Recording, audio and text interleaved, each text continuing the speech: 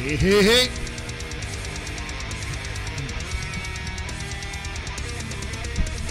Guten Morgen.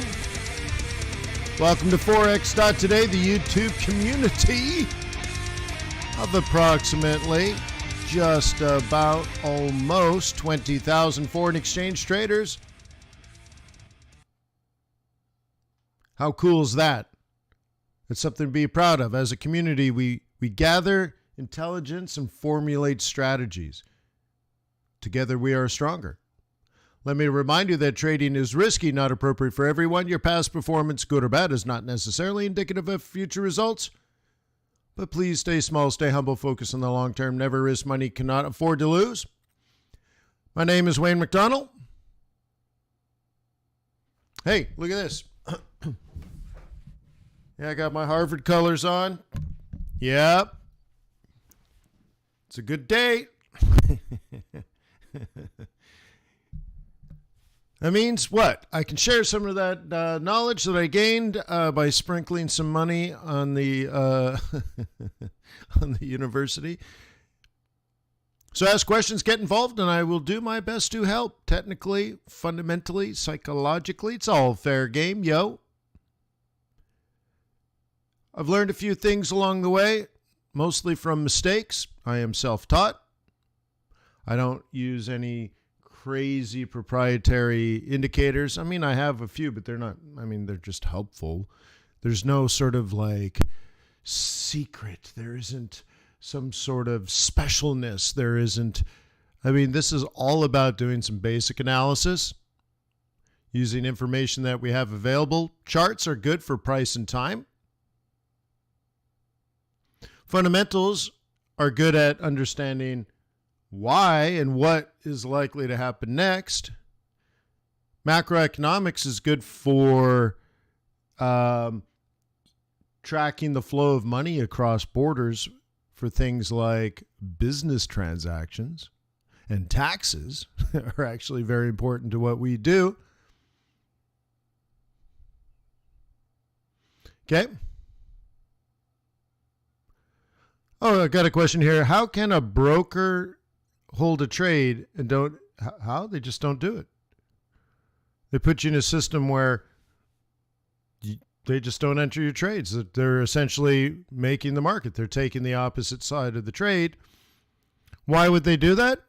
Because those types of brokers would believe 95% of their clients are idiots and would never expect them to be profitable. So why would they enter the trades?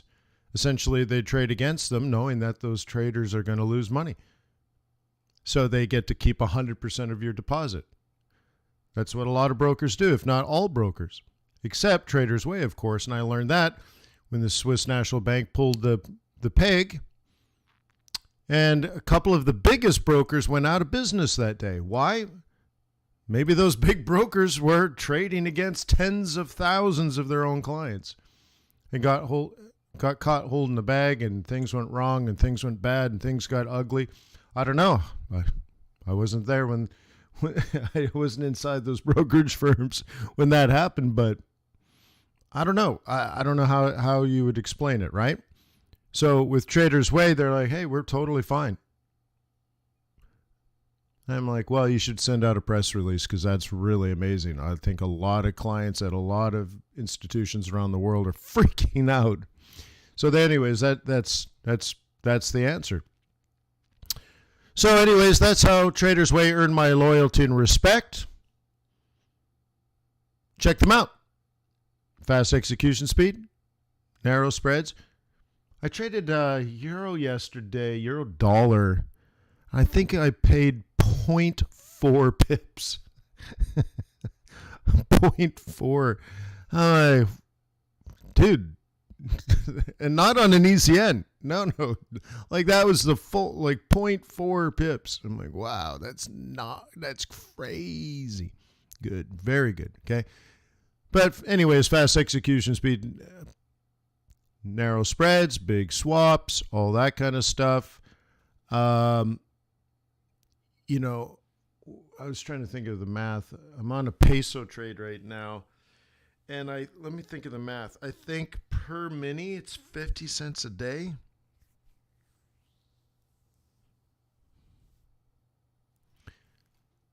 So you're like, that's not a lot. No, that's $150 a year or something, right? A little more than that. Right? But you may only have $100 of your cash involved, right? In that. So you're like, wait, whoa, what? That's 100% a year interest rate? Uh-huh. So anyways, love it, man. Tradersway.com. Go check them out. What's up, Mickey? Get some wheatgrass for me.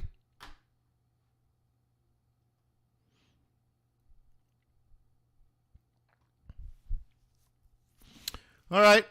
What do we got here? Oh, yeah, gold. So looking at gold. Top of the range. We're in a little bit of a challenge zone here. Let me just move this up and drag this across. So a couple of days ago, was it Monday? It's so hard to track what day it is. It's Wednesday now, right? Which means what? We have retail sales. What's the date today? The 16th? Yeah, that'd be about right. So we probably have retail sales coming up. So that means, yeah, so on Monday we were up in here and we were talking about how we're at the top of basically an annual range. Okay. And that we were chuckling at maybe this idea that this time it's different. It's always funny, right? This time it's different. What do you mean is this time it's different? Anyways, boom. Okay. Hardcore drop. So you might be thinking up and down, right? Again, we probably talked, I don't think we did it yesterday, but maybe the day before. I think it was the day before. We were still up here, by the way. And I'm like, yeah, well, maybe down, right? Ooh, sorry. Cool. So you get yourself a little lower low. Now you want sort of a lower high.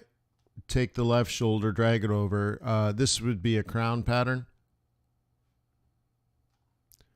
Okay. You could even, if you really want to make it look pretty. And you can see my indicators are already doing it for us. Okay. You can see right here. Right here. Okay. But whatever.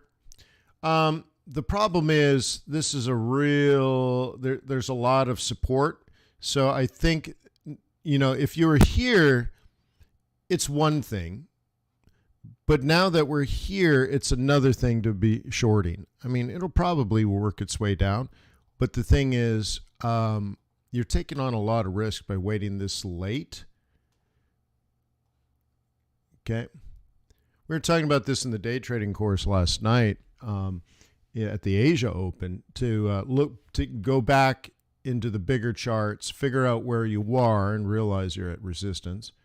And then drop into the smaller time frames and only sell pullbacks,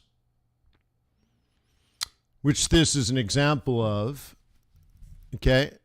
And then stay away, right? Stay away from these sort of problematic zones. So if you zoom in here, change this. One of the things I've taught here at Forex.Today, several times, I can't remember, several times, that this is an important candle. 7 o'clock in the morning candle. It's an interesting one. And if you're front running the market, okay, so for example, if you think gold is coming down, this would be your short, right? Because this would be sort of a swing high. This is a new swing low. And now you're getting close to your time of day. Okay. Again, go back probably, I'm sure I did it last year, probably the year before, maybe the year before. You might have to, if you didn't mark it. Remember, every day I say in the comment section, under every recording, you should leave a comment to yourself, the key takeaway that you had from my webinar. For example, you might say how to trade gold, and you leave that in a comment. You could say, hey, thanks, Wayne, for teaching me how to trade gold. So that 3 years from now, when you're like, hey, what was that video he did on how to trade gold? You can search your comments in YouTube and pull up the exact video I did on how to trade gold. So I recommend you do that. And if you did, you could probably find the exact videos. Okay, so I've done this before, but this idea is you show up and you want to front run the New York session with gold. And what I've taught you is this is the candle, the series of candles, right? Sort of in here. Okay. Oh, thank you, Lucas.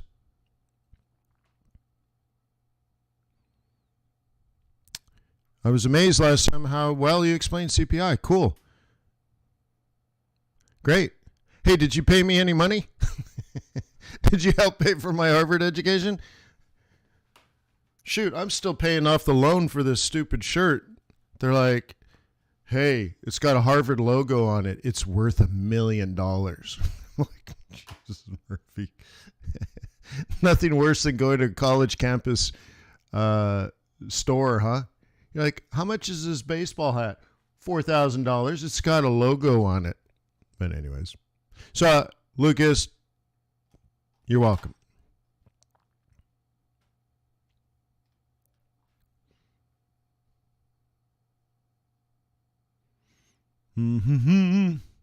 Sorry if my humor's not working out. I'm so tired right now.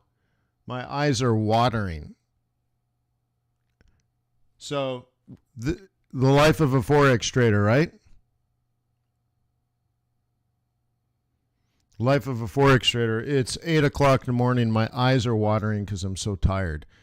Yeah. So anyway, so apologize for the probably terrible humor. My brain is fried. But what I'm looking at here is what I've taught you over and over and over again is sort of you show up to the market ready, willing, and able. Okay, and this is a front run, and this is specifically for gold.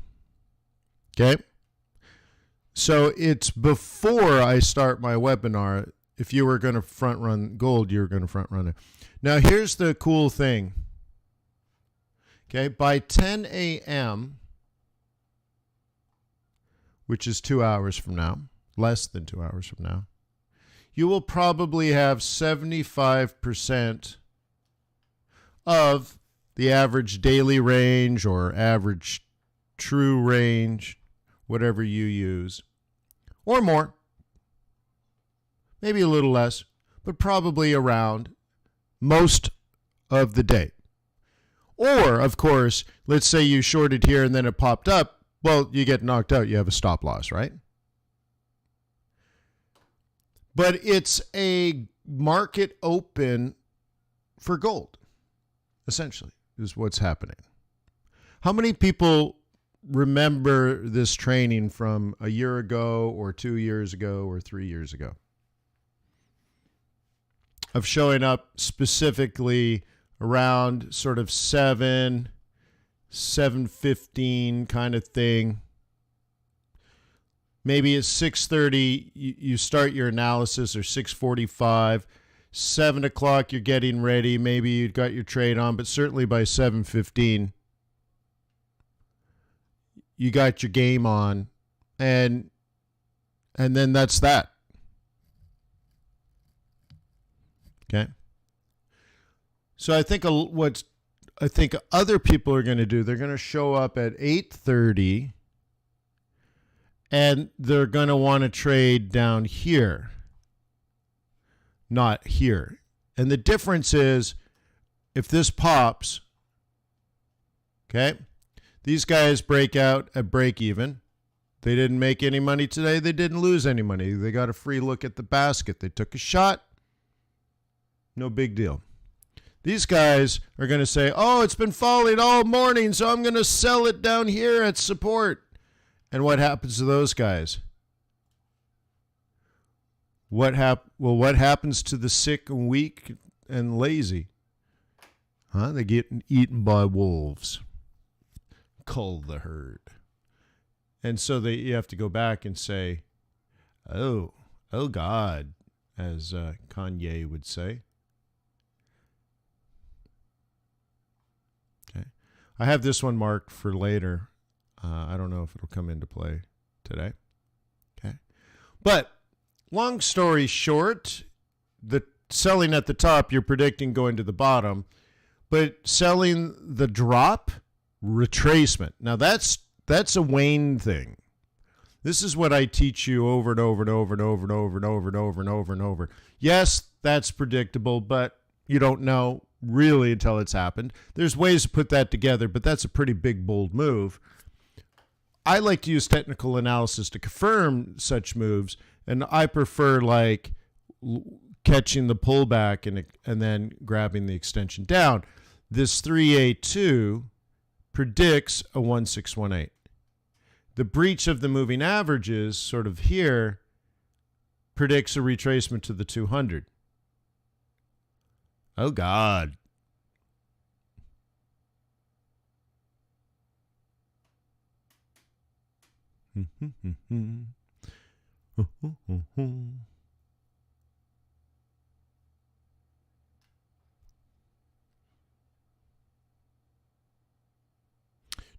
Do London and New York trades continue? Depends on the month. Depends even on the quarter. Well, I guess that would be the same thing. Depends on where we are in the business cycle. Okay. Depends on where we are in monetary policy.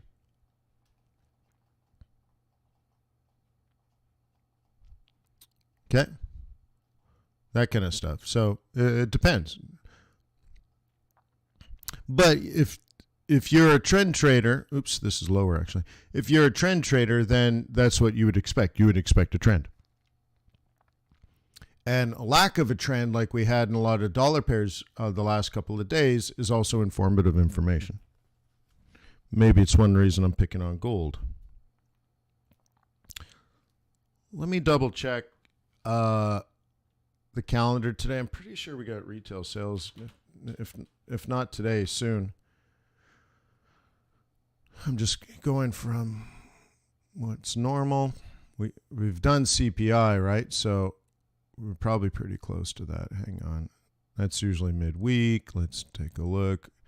And I believe we will have Fed meeting minutes as well. Let's move this over. Let's just look at it. So today, I believe, is a Wednesday. Oh, yeah. Cool. So we got retail sales coming out. So here's the question. We have inflation, right? Okay, great. So with inflation, if we just bought the same amount as we did a year ago, but we pay, right? But we pay higher prices, then retail sales went up. An example of this is if nothing changed, if we were just tracking gasoline sales and we bought exactly to the drop the same amount of gasoline this year as last year, but prices were up 10%, then retail sales are up 10%. Okay. So the question now, is not that we're going to have a good number or a bad number. The issue, well, I guess it is. I mean, the idea is with gasoline, if you drive to work, there used to be the saying, you had to drive to work, so you'd always pay the high gas prices. Well, now, of course, most people don't even work from work, so it's kind of weird. But here's what we care about in retail sales.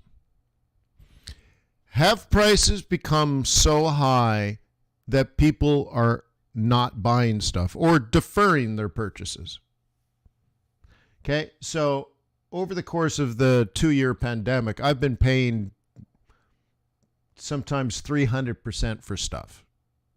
300%. But I got some money, so I'll pay it. Not a problem. Cool. And a lot of Americans were doing the same thing because they got money for free. They're like, well, I got this free money from the government. Which reminds me, I want to talk about something on that. But nonetheless, they would just buy it because they're like, well, it's free money, so I don't really care what the price is. And of course, that's a problem, right? Now, we might get to a problem where all the free money is gone and I bought everything I need to buy, so there's nothing else to buy. But then other people that have been deferring their purchases are still looking at these high prices, and they're like, well, I still want to buy this product, but not at these elevated prices, so I'm going to wait. Basically, I can't afford it, is going on. So if Americans can't afford the stuff, then we need to know that, and we might see this in retail sales. Okay? But if you, like, I was listening to the CEO of one of the major alcohol companies that make, 50 different brands of alcohol, from beer to tequila to wine to bourbon to vodka to, and not just one vodka, but they own like 5 vodka brands, right? So they know. What I'm saying is, under that consumer, for those that consume alcohol, which is a reasonable amount of people in all different in many different countries, right? They're looking at what growth they have inside of all these brands. Now realize you could have cheap vodka, sort of popular vodka, and then premium vodka and premium whiskey and premium bourbon and premium beers and premium wines and stuff. And they said the biggest growth in the last year or so is all toward the premium, which is kind of interesting, right? So people are paying up. They are getting better. Maybe you can't go to Disney, but you can buy yourself a bottle of wine or something, $200 bottle of wine. But anyway, so we want to see if that deteriorates. Either the free money's been spent, or people are going back to services and spending money on hotels and not products and stuff. And so that's kind of what this is, a litmus test. So we want to look at that. Okay. Now, a couple of other things just quickly. You can go to Disney now, and if you're vaccinated, you don't have to wear a mask. I thought that was interesting. But lastly, I want to make this one comment. It kind of perturbed me. Do you guys remember last week I gave a speech, and I said central bank, and I said central government.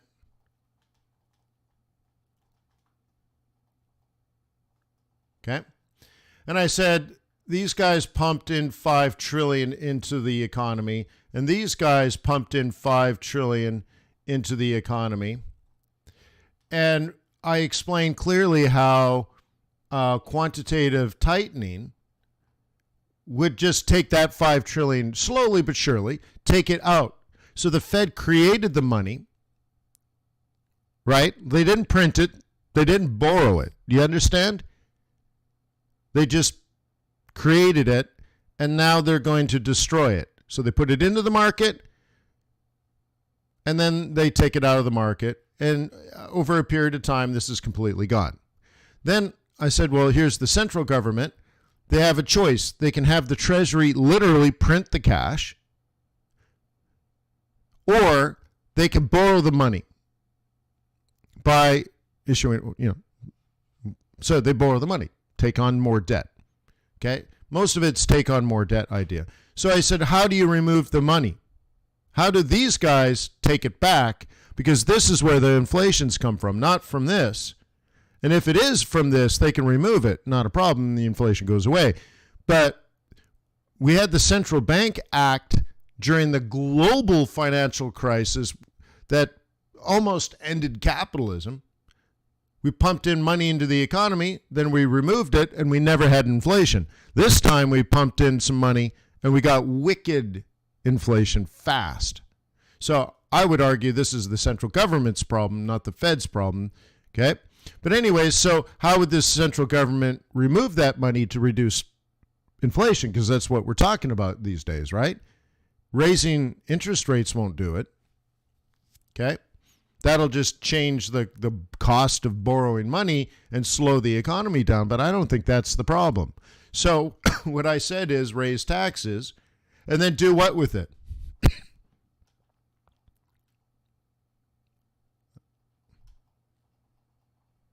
pay down the debt.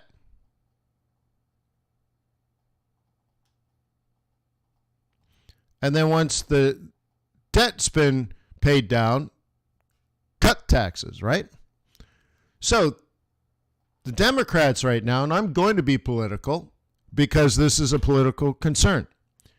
Okay, much of this free money, or all of this free money, went to unproductive investments.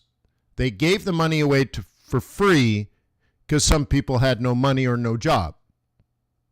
Now, 90% of America did have a job. But nonetheless, money went there and it was non-productive, and that's where you get inflation. If it was productive, we wouldn't have the inflation, okay? So anyway, so we borrowed money and gave it away for free, and now the money's gone.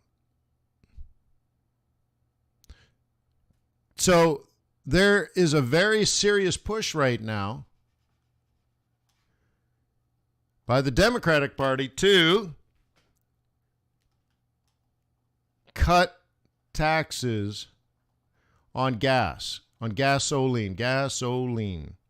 Why? They feel the Biden, well, in this case, the Senate and the Congress, they have re-elections this year, and because gasoline prices are so high at the pump, they feel like they're going to lose the election. And they're like, well, if we can't have a policy that somehow impacts gasoline prices, bring it down, we will just cut the taxes and give that money away for free.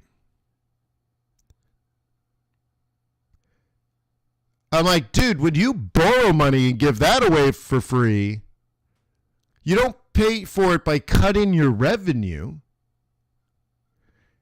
So now they're giving that money away for free. They're like, oh, well, you just need to lower gas prices. Well, we'll just cut all our revenue. Don't worry about it. We've increased spending, but we'll just cut our revenue, no problem, so that we can get reelected, and that'll be our fix. And I'm like, dude, that's just as bad as this first part. Okay? No, you don't actually give a check to somebody, but it's the same thing. They're cutting their revenue now to get reelected. That, I'm like, gee, you're killing me here. Really? That's negligent, man. It's not our money. Don't worry about it. Oh, well, we'll just get reelected and then we'll do. Dude, come on. That's bad business.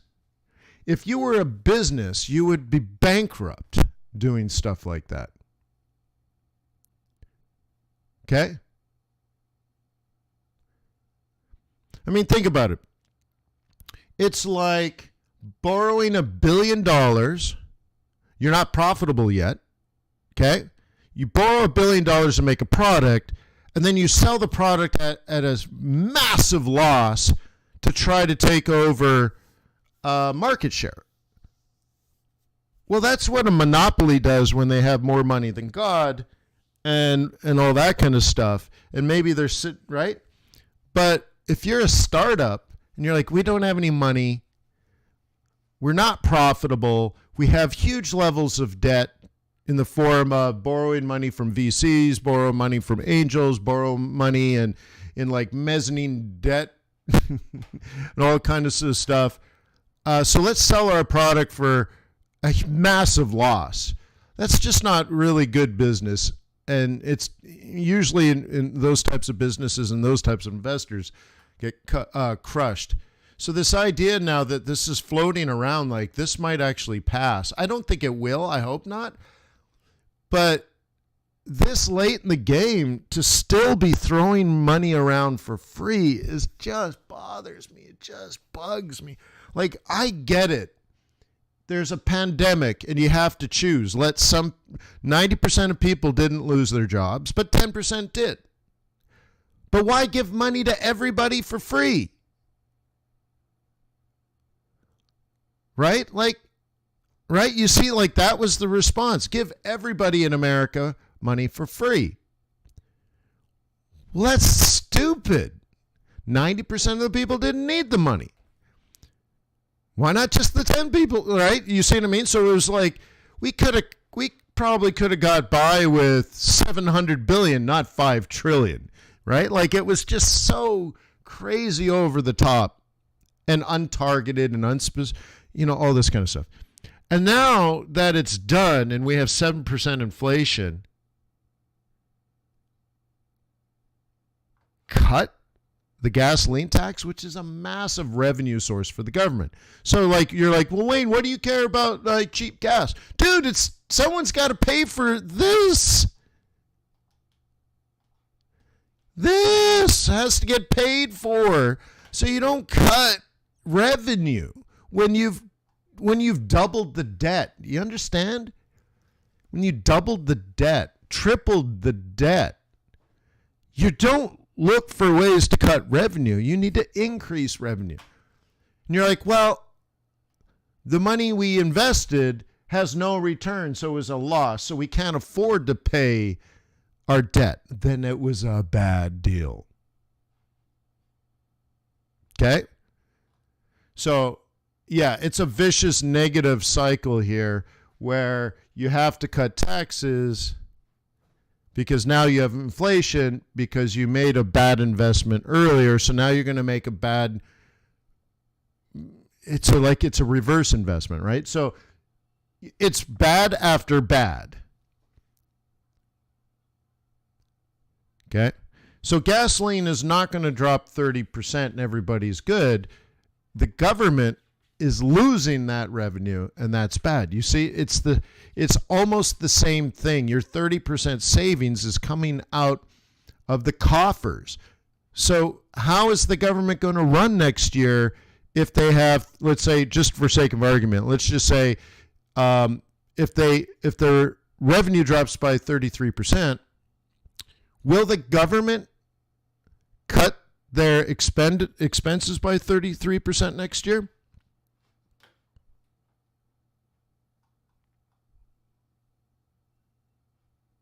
It's a nice number, huh? Look at that, huh?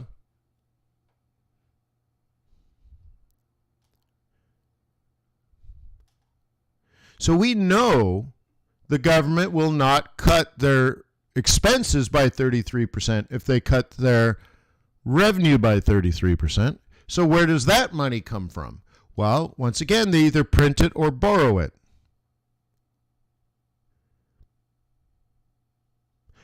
Okay? So it's like you're putting it on a credit card and you don't have a job. Dude, if you don't have a job, you shouldn't be putting stuff on your credit card. Okay? So anyway, so that bothers me a lot. That's just pure financial nonsense. And that's dangerous.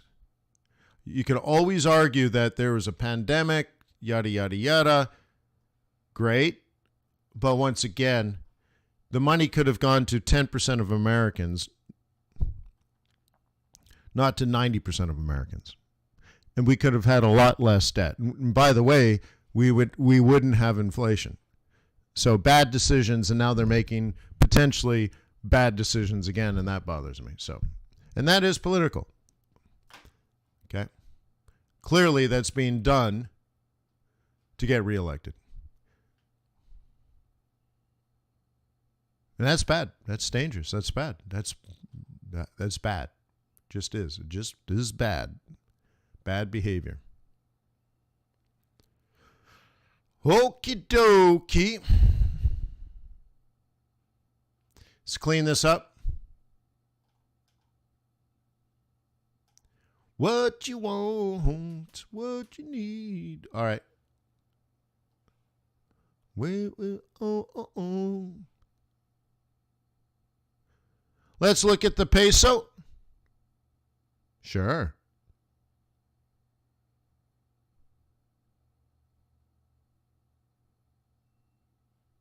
Sure, Danny boy. Dan Dub, D Dub.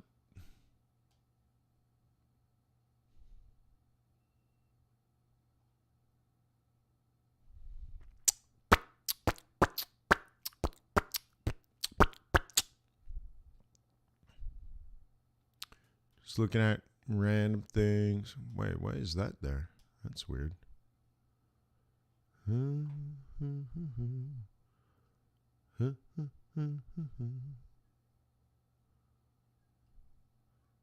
Sure, not sure why Aussie's there.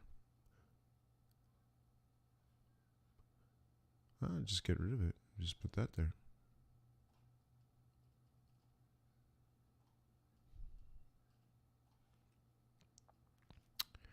Sure, we could do some exotics, brah.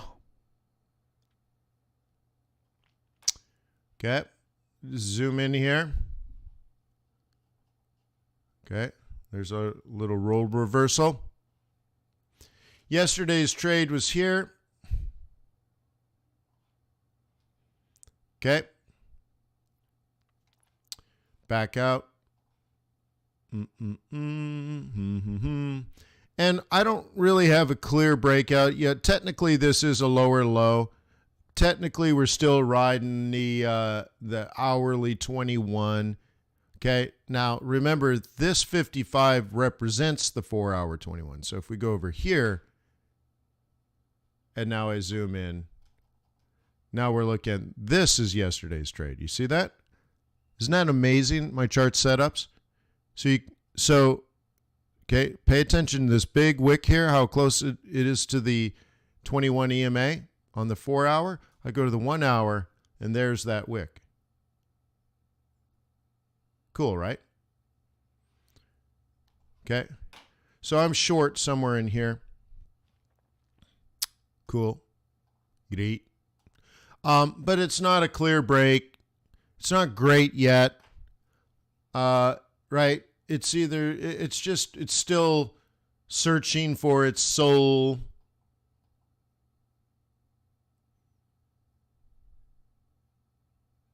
Okay. We'll see if it could have a nice move down, all that kind of stuff.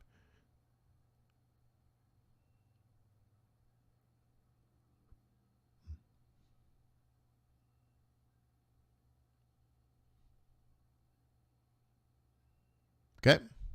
What do you think? That's all we're really looking at is riding the 21, riding the 21 on the hourly, riding the 21 on the 4-hour. Okay. And that's that. But, it's barely made a lower low. So the only thing really, it's made a slight lower low, but it's making lower highs. So just slow, man. Just slow. It's been a slow week. Okay. But that's okay right now. It's okay for now. Okay. So what I was saying before is, let's say you put $1,000 of your cash on this short. 1,000 of your cash on USD Mexican peso, USD Mexican peso short. That allows you to control a $100,000 position. I'm making these rough. This is what euro dollar would be. So just go with me on the basics here. Okay. So, right. And every single day, you're going to make $5.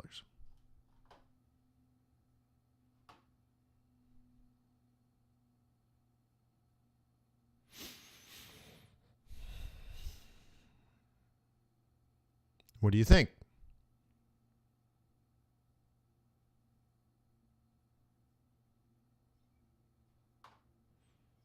Okay. Well, if there were $400 a year, 400 days in a year, you'd earn $2,000, right? If it was times 400. If it was $300 in a year, you'd have $1,500, right? So we know it's more than $1,500. So, okay.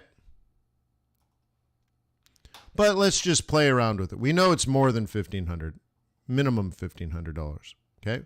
But that's collected in interest, what we call swap. As long as you're in this trade, you will collect $5 a day. Doesn't matter if it goes up or down, doesn't matter. Okay.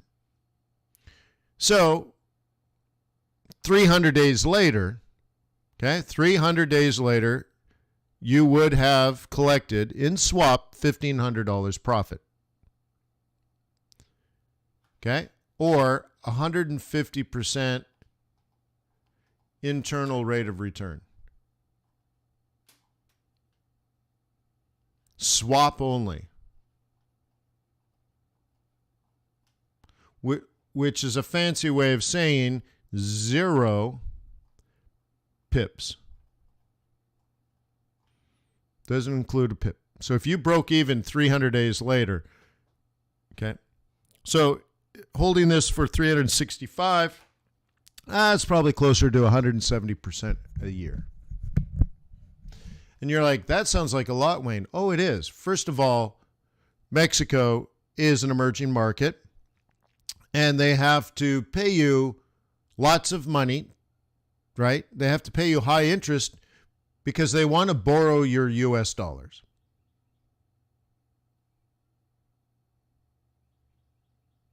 Okay? You understand that? They want to borrow your US dollars, and they're willing to pay a high interest rate for it.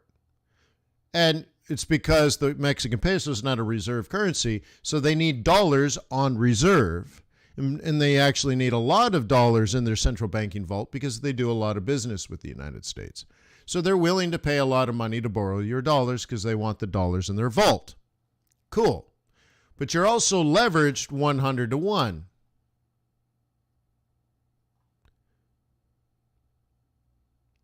And after paying for conversion fees and all that kind of stuff, okay, it works out to, okay, $5 a day because you're earning interest not on your $1,000, but on your $100,000 investment. Okay, so you borrowed dollar and gave it to Mexico. You borrowed this money. You had cash in your trading account, but you then used that as collateral to borrow $100,000. Once you had the $100,000, then you lent it to Mexico. Now, America charges you to borrow their money. Makes sense. So this is just collateral, and you have to pay an interest on your loan, and then that's your cost, and then you loan your loan to Mexico, who pays you a higher interest rate. So now you take your revenue, and this is an expense here, revenue minus this expense, right? And the output is $5 a day gets put into your account. Times 300 days. So you're not in it for you're in it for almost a year, but not quite. And just interest only profit. Interest only profit. Okay, is $1,500. But you only have $1,000 of your cash. This is after you've paid your expenses. You collected revenue from Mexico, paid the interest you owe on your loan, and what's left over is $5 return for the day, and you only have $1,000 of this invested. You see that?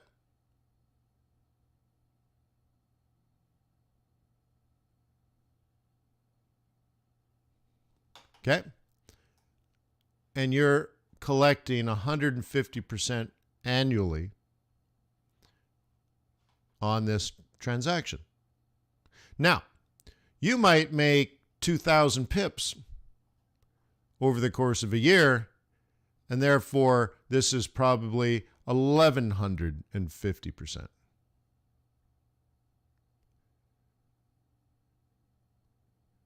So I've been trying to explain over the years that I want you to think like an international financier. When people ask you what you do, you can say, oh, I'm an international financier and speculator. I like to lend money to emerging markets because I'm a loan shark. Or you could say, because I believe in the people. And I'm doing my best to make the world a better place. And charge and collect 2,000% a year. Yeah, we are a bank. We're a bank. In fact, you could say, well, you can think of me as like a mini World Bank. I like to borrow a lot of cheap money and lend it to poor people at high interest rates. I'm like a title loan place where you can bring in your car and give me the title, and I'm going to charge you 30%. I'm going to charge you 150% a year on a cheap loan. Yeah, it's just funny. Like, it's good, it's bad, I don't know, whatever. Okay, so we'll see where that goes. And you can see already I'm going to be punished for my evilness. So I'm going to get knocked out of break-even. Who knows?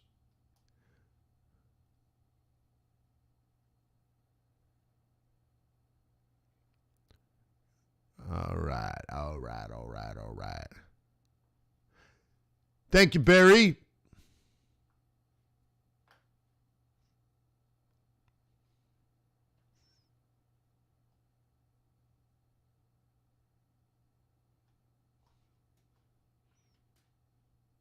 All right, so there's that.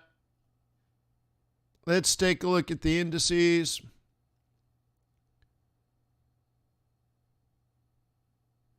Ba ba ba ba ba ba. What you need?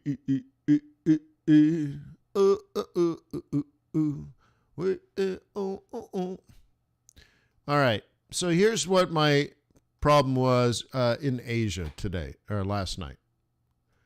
I see this. Okay, CAD's Oscar Mike. So I'm going to do this and just show how different that move is. But we know we just had CAD news, right? We had the CAD inflation, so we'll take a look at that. I see this. This has gone down a little bit since last night, but this last night was sideways. This is still sideways. This is still sideways, and this is still sideways.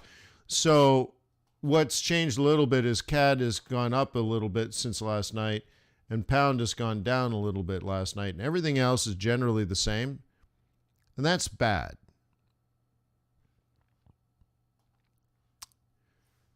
Okay, sideways across the board is not good for us. Take a look at Kitty Cat CPI.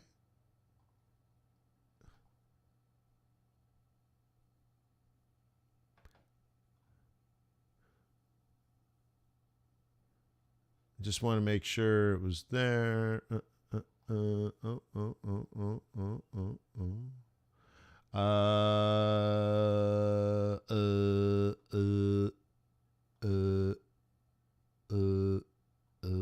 It's not there. I don't know what it is. Oh, we'd have to look at it somewhere else. Okay, I don't want to go into it now. FOMC meeting minutes. This is the big thing. Let me ask you, what do you want to look for when you read the FOMC meeting minutes today? Because I know you're going to download and read them yourself, right? Yes, I'm being facetious. But what are you going to look for? What's the big thing that you're going to look for today?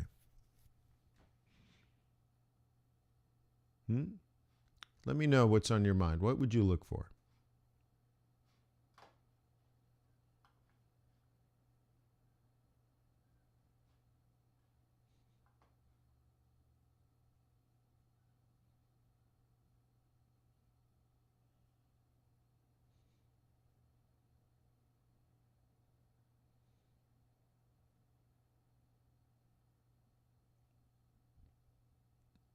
maybe some balance sheet reduction. Yep.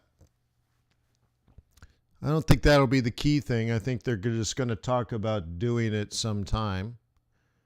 Raising interest rate quicker. Well, I would like you to be more specific, because we know it's not necessarily quicker because we're pretty much priced in a March rate hike. So you can't do quicker than March. So say it kind of differently. Yes, thank you, Adam. That's what I'm driving for. Has the FOMC discussed raising interest rates by 50 basis points in March? Now, you've heard a lot of jawboning. We looked at Koenig. We looked at Bullard. But what? Hang on.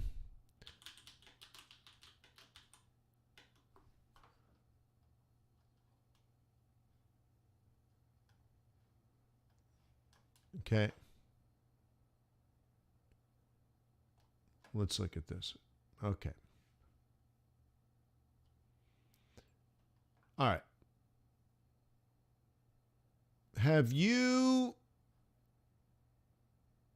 heard from, so we listened to Bullard and we listened to Koenig just recently. You might, they are very aggressive. We've listened to Kashkari. He's not very aggressive. So we're hearing from these guys. But are you hearing from Walker, Brainerd, Bowman, and Powell? No.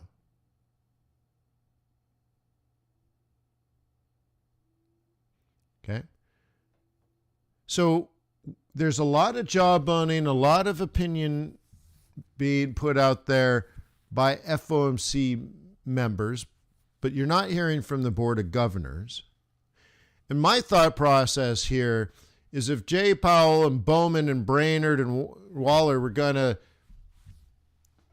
push for it, because remember, they're kind of the bosses here.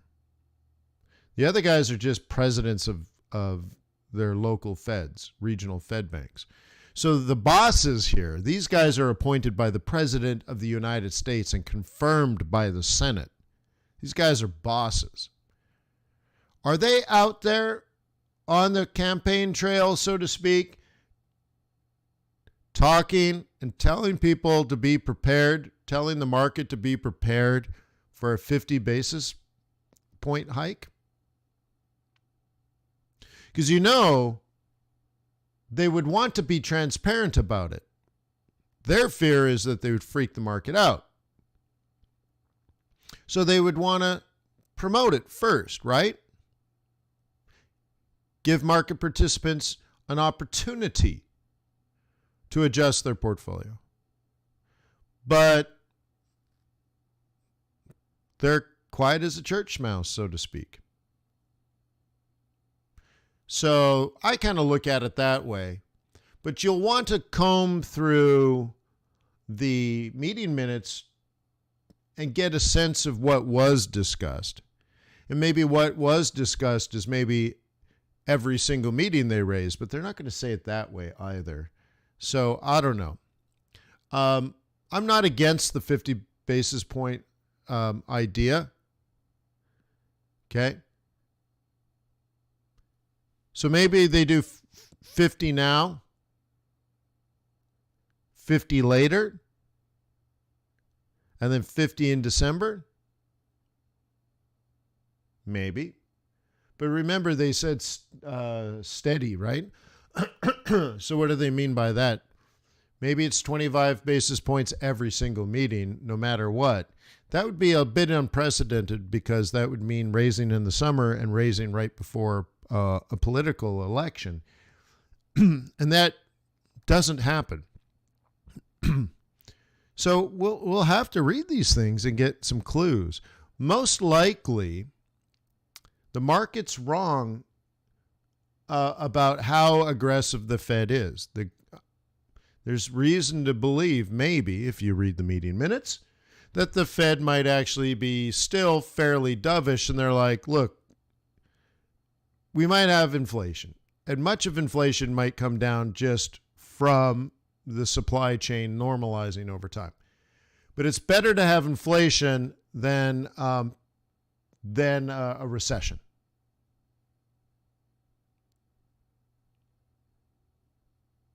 Okay? You see that? They're like, okay, we have high inflation, great. But people have jobs, people are spending their money. People want to go to Disneyland this summer. People want to buy a car, they just can't get a car. So all that's going to normalize out. So we'll go steady and slow. Maybe every other meeting. You know what I mean? Something like that. 25 basis points every other meeting or something, but slow and steady, steady and slow. And yes, maybe we're on our way to 1.75. I think they want to stay below 2%. But let's say they go all the way to 1.75, but that might take 2 years. Meanwhile, inflation comes down over that period. And as it does, there's less and less need to raise interest rates. So, for example, instead of 7.5% CPI, what about by December, it's 5.5%?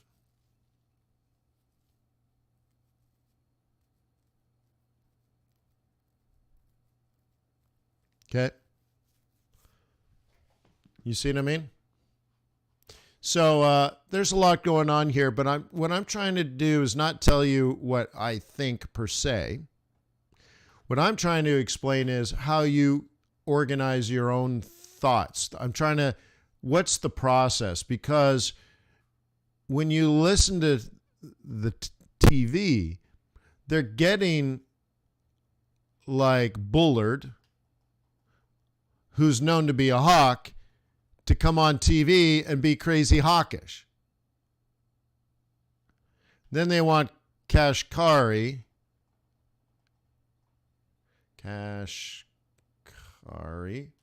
who's dovish, and get that guy to come on TV and be super dovish, and you believe whatever you believe. But what I'm trying to say is, well, these guys are important, and they're not dummies, and they do disagree. Okay? He did, Adam. He did. Bullard did. Yeah. Okay? But what I'm trying to point to is, okay, but this is why they have discussions. But listen to the bosses. Okay? Because Jay Powell just might do what he wants and these guys can dissent.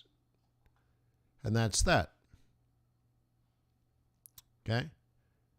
And then also I want you to think about if Bullard says 1% and Kashkari says 0.25%, what are the consequences of making such a decision?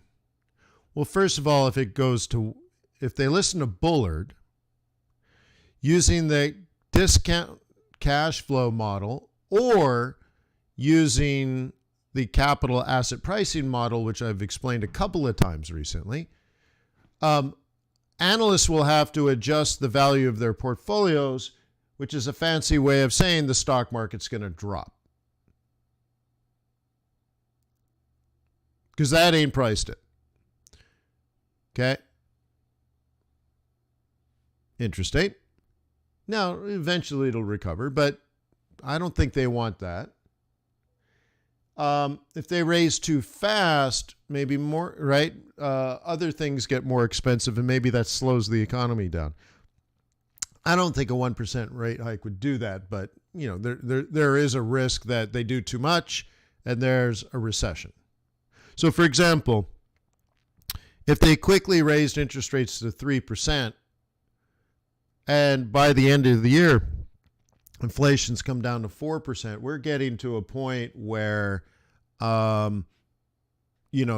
you could slip into recession. Okay? right? You could do too much for sure. Now, on the other end of the spectrum, let's say you don't do enough. You're raising, but it's not nearly enough. What's the negative consequence of that? Well, there'll still be a lot of money in the economy. Inflation's high, but because there's a lot of money in the economy, businesses are doing well. Well, why is that? Well, anyone from a high inflation country, I could pick on Iran, I could pick on Argentina or Venezuela, Zimbabwe. And the thing is, if you're from those countries and you have $100 cash and you want to spend it in the morning, you could buy more with it in the morning than you can by the evening because it's lost value over the course of the day. So whenever you get money in a country like that, or Turkey, thank you, Peter. Okay. When you're from a country like that, as soon as you get money, you spend it. Okay. Because this will lose value. Or another way of looking at it, if you take your $100 and you buy a bottle of water, tomorrow the bottle of water is going to be $110. And you're like, well, I should have just bought the bottle. Okay. And then, of course, you can sell it for $110, and you're like, I made a $10 profit. Well, actually, no, you still have one, right? Prices have gone up 10% in a day. So the thing is, it invites people to spend money fast. Think of it like if you were going to buy a house, you found your dream house, okay? But you believe two things. The value of the house is going to go up because right now in the United States, in my region right here, 15 to 20% is the expected increase in value. Okay? Think of it this way. If you bought a house for $1 million last year, you could sell it this year for $1.2 million. You will make $200,000 in a year. And remember, you only have $200,000 invested into that house. Remember, you borrowed $800,000, right? So you doubled your money in 1 year. You turned to your $200,000 down payment, sold the house, and now you get your $200,000 down payment back because you paid off the mortgage, and you have another $200,000, right? So you doubled your money. You turned $200,000 into $400,000. Holy smokes, right? But if you waited a year, it would cost you $200,000 more. Plus, if you thought mortgage rates were going to go up, now not only will you have to pay more for the same house, but the borrowing cost would go up. So all of a sudden you're like, dude, I got to buy now. Okay? So the Fed might be looking at this and saying, well, we can go really, really, really slow on the Fed funds rate. Meanwhile, we can do the balance sheet reduction and raise mortgage rates, but not the Fed funds rate. So you're borrowing, your cash still has low return. So you're still incentivized to spend. Remember, that means the stock market's going to go up, and that means the value of your house is going to go up because your dollars are cheap. But at the same time, it puts sort of fire on your ass. If you're going to buy a house, you better move now because interest rates are going up, son. Because that's what the balance sheet reduction does. Raises interest rates on mortgages is the way of thinking about it. Okay? Because the Fed funds rate is overnight loans between banks. That's not you. But what is you? Mortgage rates. So the Fed funds rate, okay, will raise the loan interest rate between bank-to-bank loans. They sometimes need to take overnight loans to adjust how much cash they have parked at the Federal Reserve. The Federal Reserve requires all commercial banks okay, to have funds parked at the Fed. And so as depositors come in and deposit or withdraw money, if they would withdraw enough, they might be short on cash at the Fed. You understand that? So if Bank of America is short on cash, let's say they need $1 billion today, and they're like, oh, we're supposed to have $1 billion parked at the Fed. They're like, well, we're short on cash. Why? Customers came in and withdrew some cash. It's not like the bank's in trouble or anything. So how does the bank raise the cash it's required to have at the Fed? Well, it could sell some of its mortgages, but you're like, dude, that's a 30-year mortgage. You don't want to sell it because you're short cash today. Oh, well, you just borrowed from JP Morgan. JP Morgan might have already unloaded some mortgages earlier. Now they have too much cash. They're not earning any money because they haven't lent it out to new mortgages. So if they have some excess capital. So Bank of America comes along and, hey, man, we need to borrow $1 billion. Right? We're short 1B overnight at the Fed. So we need to borrow some Fed funds. And now it's Bank of America borrowing from JP Morgan. And they obviously, because it's a loan, short-term loan, but it's a loan, JP Morgan would charge Bank of America an interest. What interest? The Fed funds rate. The Fed funds rate. It's a loan, Fed funds loan. The money simply gets borrowed from JP Morgan and then goes to the Fed, to Bank of America's account at the Fed.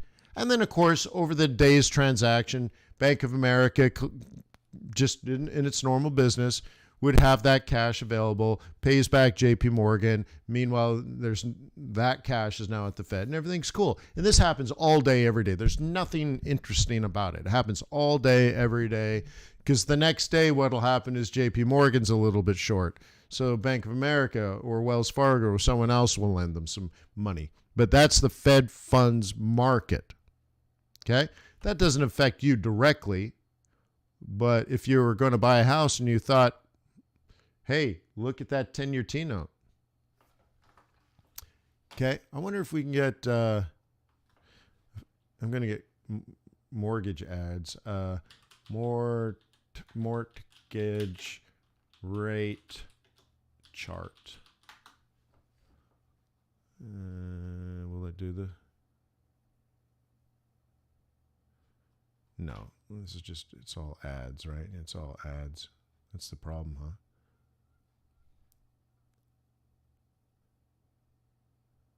This might do it. Is it the same one? It's the same one. Gets sucked into the same ad. Current interest rate, mortgage rates. That's not bad.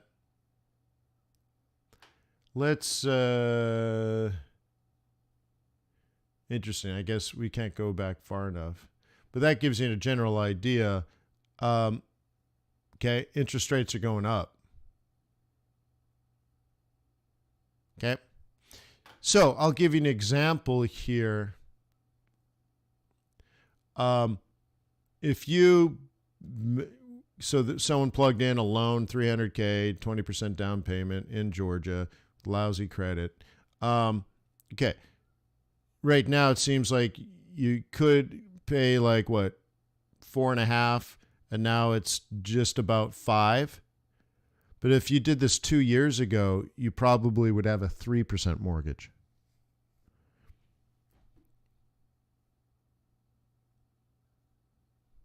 Okay. Is that a big deal? Where's that calculator? I thought I saw it here. Bank rate. Comparative rate loan. Man, I'm too tired. Okay, let's see if it matters. Okay, so you borrow $1 million. Okay. We saw that it was 4%, so you're paying $4,800. Okay? Now, you could have got it at 3% not long ago. Okay? Literally, a year ago, your mortgage payment, instead of 48, it's 42. I want you to think about this. Let's get another calculator. Okay? Calc. $600 a month difference because of a year. You waited a year because you didn't have the cojones to pull the trigger on the deal. Okay? So $600 a month times 12 months, $7,200 a year times 30 years. Because you couldn't pull the trigger, it's going to cost you $216,000 in payments. You will pay this now. Oh, but Wayne, that's not right. Because your mortgage now is actually closer to 5. So it's actually $1,100 difference. So clear. $1,100 times 12 months in a year times 30 years. Because you couldn't pull the trigger last year and all the way up to now, because interest rates have just skyrocketed in the last couple of months, you saw it. The 10-year T-note practically doubled in a year, certainly went up 30%. Okay? So anyways, because you couldn't pull the trigger a couple of years ago, not only is your house more expensive, and I should probably do that, let's change it, but currently it's you've now $400,000 in additional payments on top of your mortgage payment. But remember, over that period, your house went up 20% last year. So that same deal now,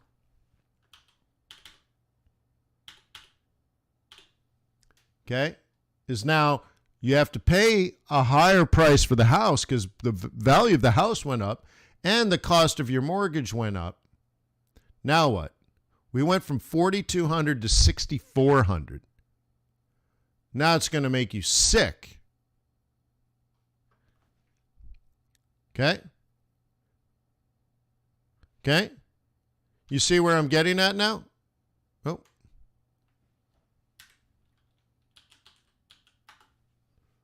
Okay? So now it's 1,800 times 12 times 30. Do you see why you should buy only in a down market? Okay? You only buy when there's blood in the street. Only. And if you're buying real estate, right around Christmas time. Okay? Because an average person is going to pay $650,000 more than a smarter person with more money. That, right? So the rich get rich, the poor get poor. Because remember, not only did someone like 18 months ago doing this deal, not only will they pay $650,000 less, this is literally less money you pay the bank. So that's money in your pocket. But also remember, they made $200,000 on top of that. So I would then argue, okay, someone that bought a year ago is going to make $850,000 more. And that's based on only that first 20%. You know that house is going to double because they bought it for half price because it was a down market. Okay, so you could really argue very, very, very, very significant. If the house does not go up in value at all over the course of the life of that loan, by the time the mortgage is completely amortized, this person will have nearly $1 million more. But wait, they only have $200,000 into this. Okay, you see? You're like, dude, well, that's 500% return on investment. No, it's not. No, it's not. Okay?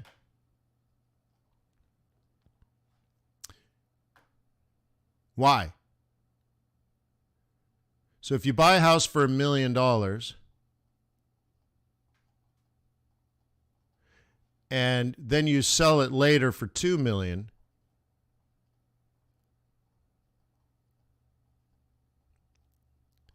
okay, what is the return on investment?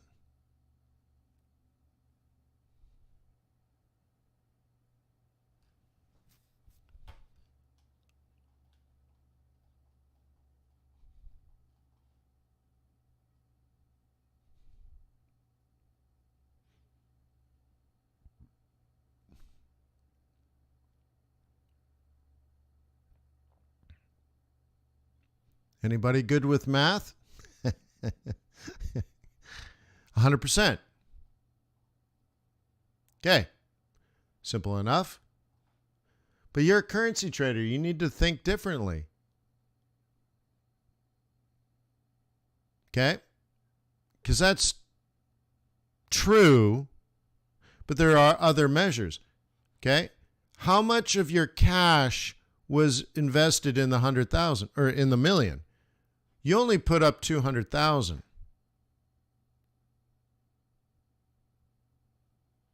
So your internal rate of return is equal to what? 500%.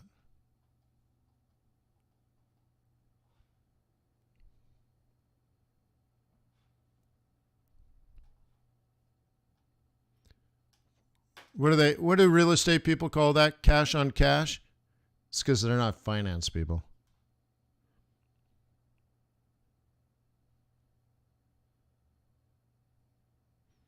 And don't you just love the light in this room? Oh, it's to die for. And the closet space. Oh.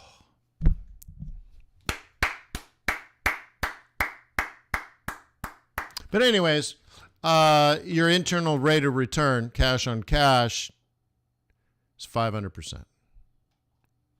Cool, right? But anyways, I want you to think about the behavioral around this. If you were used to this, if you knew this was going to happen, that's the problem.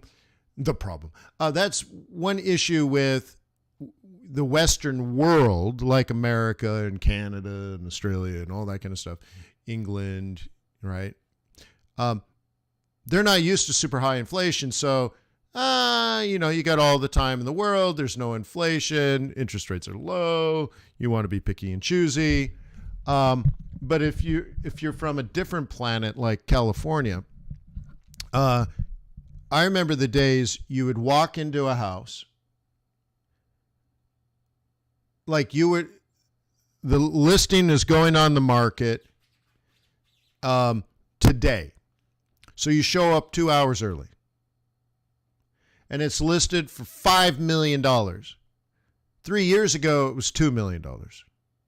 It's now in the market for 5. You're like, holy crap. And you show up an hour early and there's already 25 people waiting outside to go in and see it too. And you walk in and you look around the living room, you go upstairs and you look at the kind of bedrooms, you come back down and you're like, man, it's not perfect, but it's nice. And I like the neighborhood. I don't really like the house, but I like the neighborhood and the school district. So let's put in an offer, and you're talking with your partner. Let's put in an offer. What should we do? Well, we should go in bold. There's a lot of people here. Somebody's going to also put in an offer. Why don't we? They're asking $5 million. Why don't we offer them $5,300,000? Yeah, that's good. $300,000 more than they're asking. No. Let's offer $5,500,000. Let's be bold. 10% over asking. And so now you've discussed it. You've been there a half an hour. You come up with your bold move. You go to the kitchen where the agent's hanging. And you're like, we'd like to make an offer. And they say, it's already sold for $6.2 million. You were too slow. Now, that's California. Like, I'm not joking on, like, that's what it was like. Maybe it's like that again. I don't live in Cali. But, okay, if you were from, right, if from a country like that, then you know how you need to behave, and you need to move fast, and your cash is trash. Okay? You're losing money as you're holding it. You got to convert that into real estate as fast as possible, right? So anyway, so the behavioral finances, as the market figures this out, America's going to get an education. Remember, it's been 40 years since we've had this kind of inflation. So the real estate is probably going to do well because you have to buy, and you have to buy today. And there's nothing to buy. So you'll buy crap because it's the only thing available. So it'll be really interesting, right?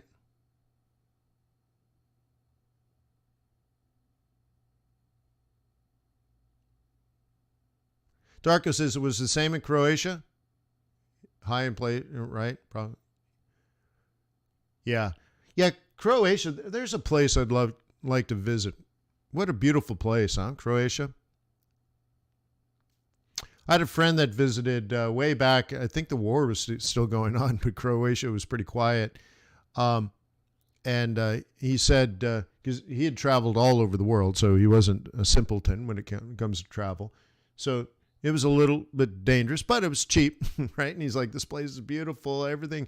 And he was out on the dock over the water, and he was telling this story where he's looking down, and you can see these big flat stones at the bottom. And the waves are just, it's nice and smooth, but you can clear as day see the stones. So he thought, it's a hot day. He was going to swim down and kind of grab one of those stones and check them out, right? Like it just looked like something interesting to do, right? And so anyways, so he dove into the water and he couldn't swim that deep. But the water was so clear. It was the rocks. The stones looked like they were right in front of him. The water was just so beautiful and so clear.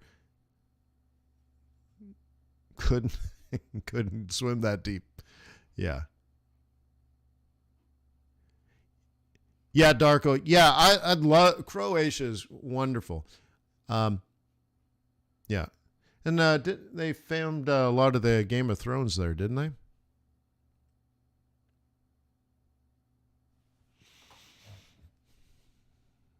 Yeah, Milo said at least 80 minutes deep. But it was funny, though, because it was just the water was so clear that you could, it was just perfect. Yeah.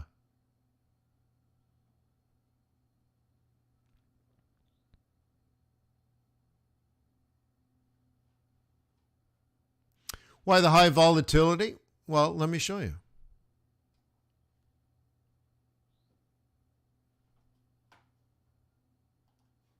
Okay. We're just bouncing between these levels. Okay.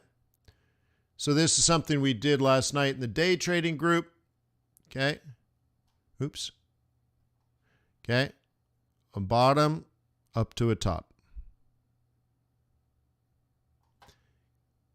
Okay. Now, this is a challenge here because the Bank of England, BOE, is expected to raise interest rates. Okay. And the Fed is expected to raise interest rates. And so they're both bullish. Yeah. So anyways, yeah, Darko said, yeah, Game of Thrones in that area. Well, what I've heard, though, is, people go there because they want to see these places. They're on Game of Thrones tours, right? So you go to the place where there's a beautiful garden up on a hill looking way down at the beautiful water below.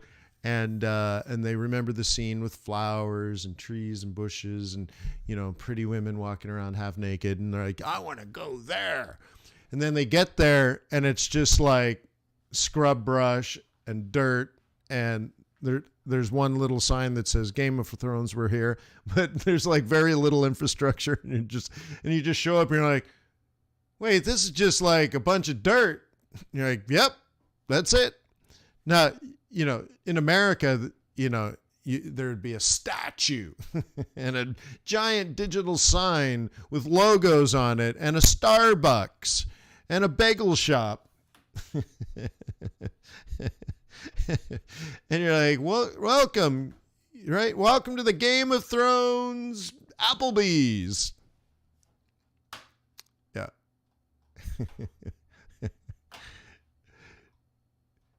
So,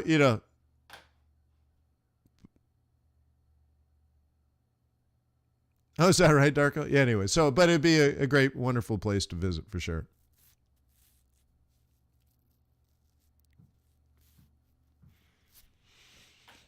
All right, so there's the volatility. Okay. They're both strong and both weak, both strong, both weak, both strong, both weak, both strong, both weak. Or you might look at it this way. Let's say the pound is just strong and the dollar is strong, weak, strong, weak, strong, weak, and it's all over the place. But it's going nowhere fast. One way to analyze that is you look at the pound index. Okay, that's what's been happening. Okay, and you'll see right around them raising interest rates, all is good in the hood. Here's where people thought they were going to raise. They thought they were going to raise, and then they did raise. Okay, cool. So now we're up here. That's that. This is Great British Pound versus everything. Pound is strong. Okay.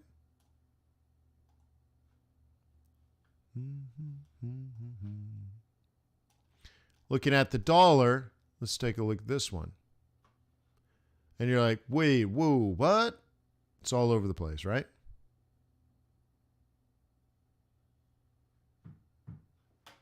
Zoom in a little bit. Okay. Very strong. Okay. Very weak. What happened during this period?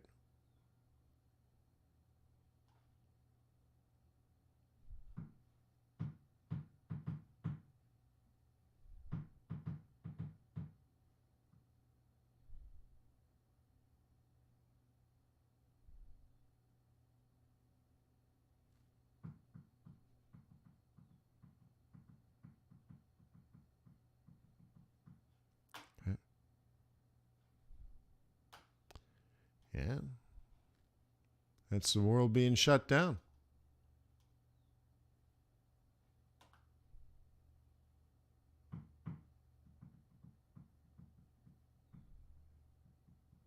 Okay. Here's another way of looking at it. Okay. You see this giant move up? What happened to the S&P 500 during that period?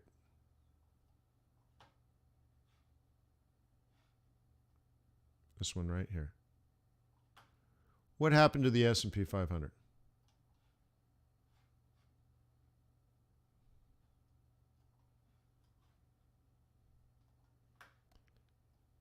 Down 38.2%. Okay. What happened from this period to this period? The S&P 500.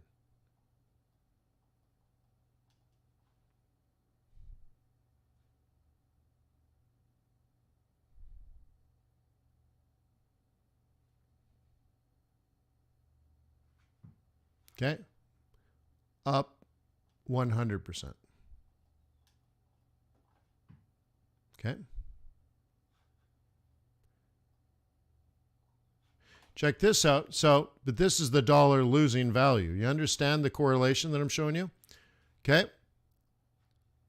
This is when I tell you the dollar's going to get strong for the first quarter. Can anybody confirm that? Can anybody confirm this? First of all, let's do this. Okay?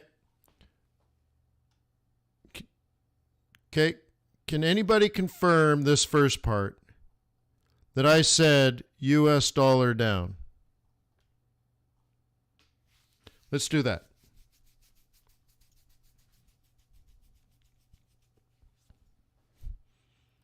It was a very specific day. It was actually in the middle of a press conference after a Fed meeting.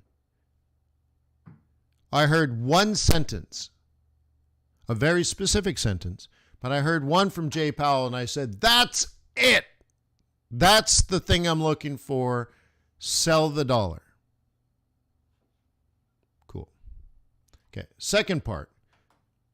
Can anybody confirm that we talked about, not just of that day, but as it was falling through this period, I said right in here, take your money off the table.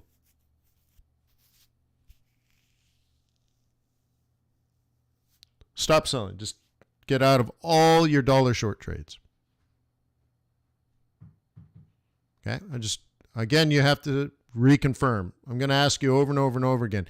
It's important to you to reaffirm in your own mind how these things work, but also for the new people, maybe they get suckered into joining our group.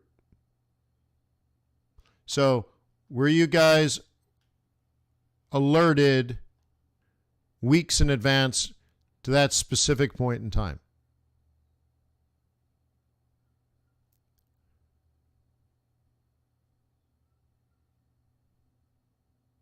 Come on, this is where you type yes. No. Interesting. No one's typing yes. Interesting. All right. How about this? The dollar. Okay.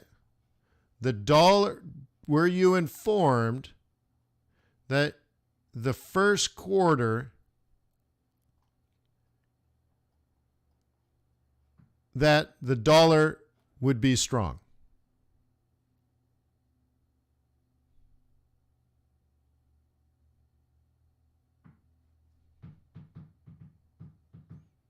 Okay. So, again, you should, yeah. The next one, from this point here all the way to the June Fed meeting, okay, the dollar would be weak.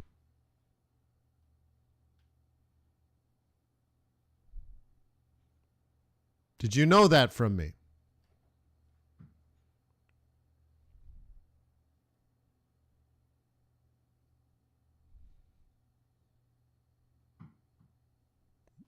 Okay.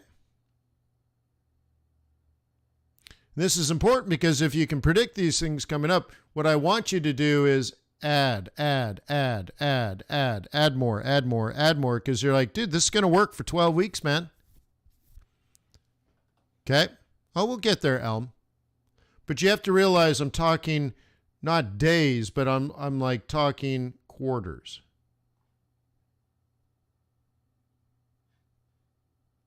Okay. For example, in this period here, for USD weakness, you can see in the moment, okay, in that period, the dollar wasn't doing anything. Does anyone remember the exact week I said get prepared for this to fall? It went from June, July, August. What week did we expect the US dollar to start weakening again? Was it the second week of July? The fourth week of July? The first week of August? Does anybody remember the exact week that we would look to start selling dollar again?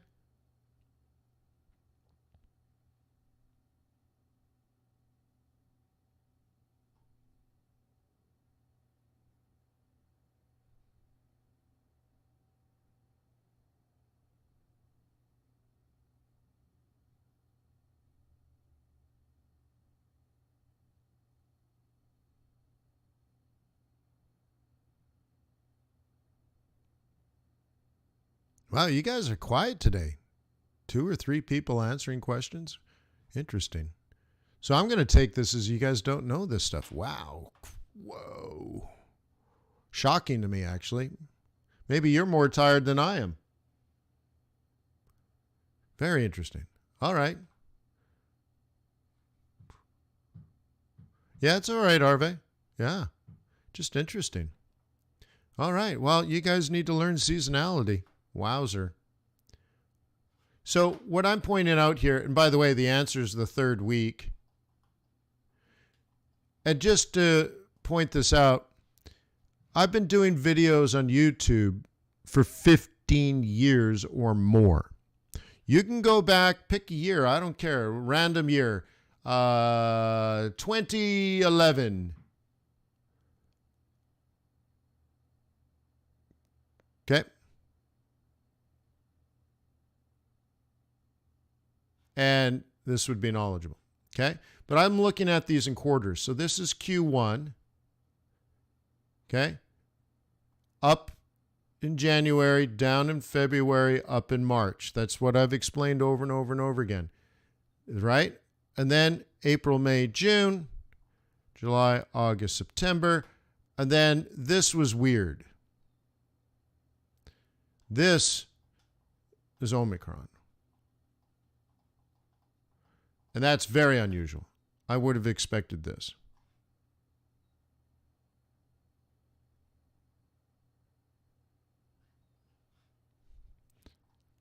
Dan says, those are my best years. Oh, no, that's terrible, Dan. My best years were 11 years ago. I'm like, oh, shoot.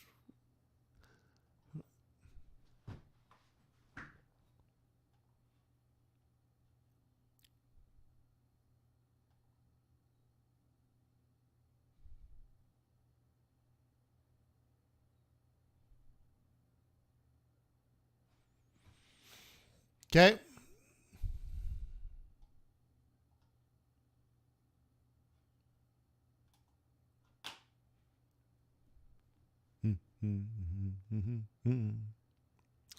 So some of you guys might be trading like CAD, as somebody posted. I mean, you should have been short this so long ago. Like if you're reacting in here, I don't like it.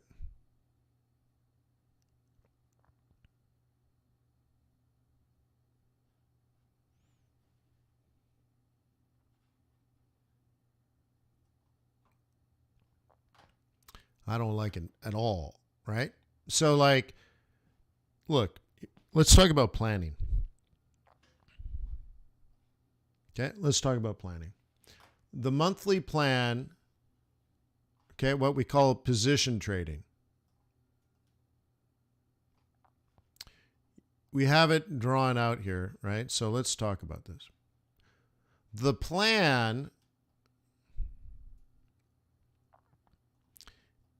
is this. So either this trade, or this trade, or suppose that trade, whatever. It's all the same. I don't think you'd be making position trades this late in the month. So if you actually had a plan, because you actually did some fundamental analysis on Canada, okay, and that made you bearish, you would have sold here and you were done. Done. Stops here. You walk away. What'd you do all month? How'd you do on that CAD trade? I don't know. Let me log in. I haven't seen it in a couple of weeks. Okay. You're not trading all this nonsense. Okay. So that's one way of looking at this trade. The second way of looking at this trade, if you were a swing trader and you were bearish, okay, that's your entry there. And this is your target. Okay. One is a position trade. Position trade. One is a swing trade.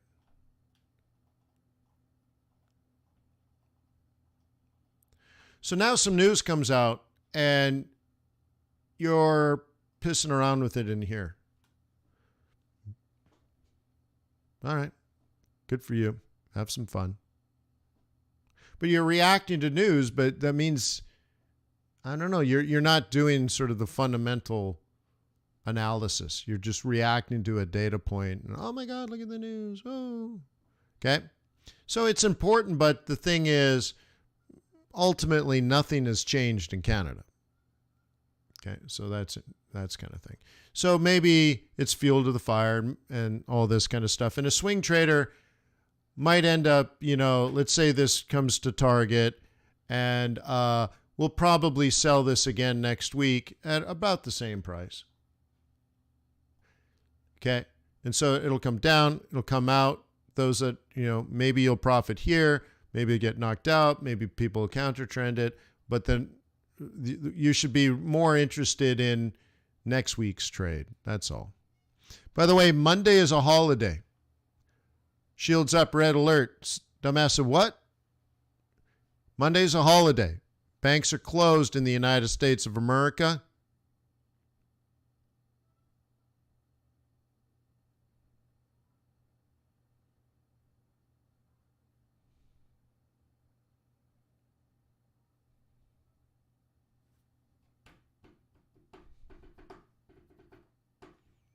Darko says dollar seems to be weakening now.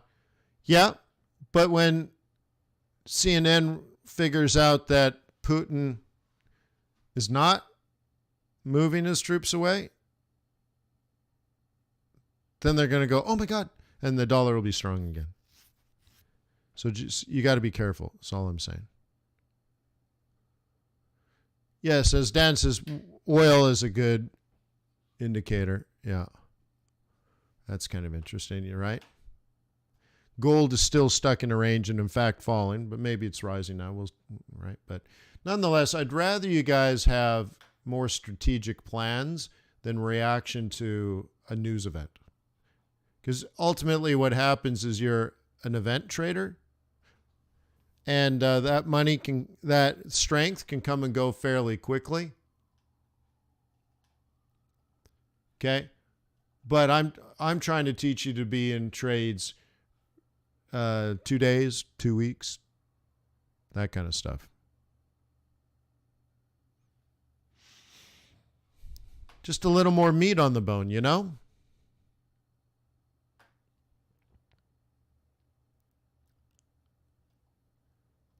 I mean, you're trading this. That's what you're trading. You can have it.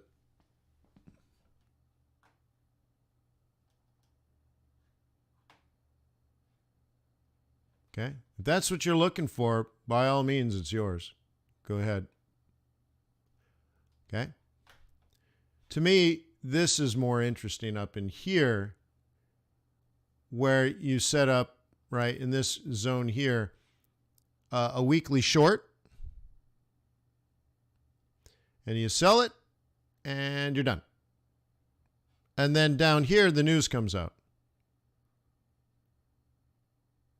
Yeah, well, so what? Oh, they have inflation in Canada. Really? That's shocking. That's really amazing. Wow, no kidding. Guess they'll have to raise interest rates. Yeah, you think?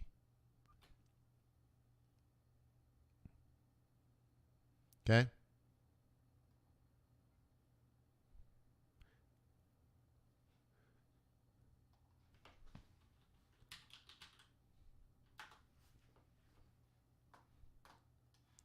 Check this out.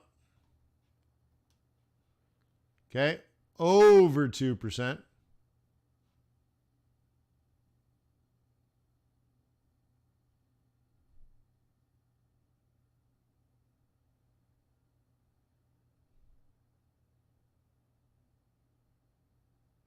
Like that. Good, great, good. Interesting, huh? It's just so amazing. Oil up 1.71. S&P 500 down. Nasy's down. Boo. So typically when you see this drop and you see these drops, I would expect dollar strength today, not weakness. So be careful. You might see a flip.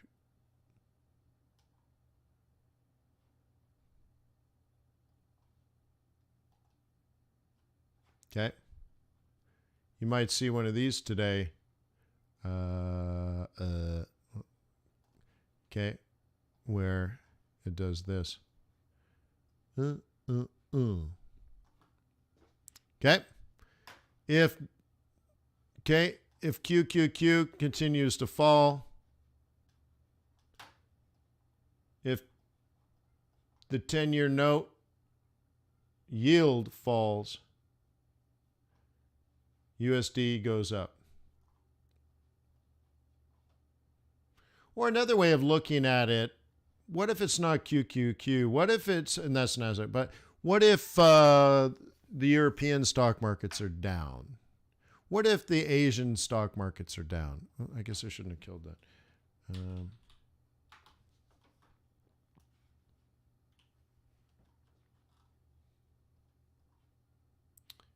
Okay, what happens to the dollar then?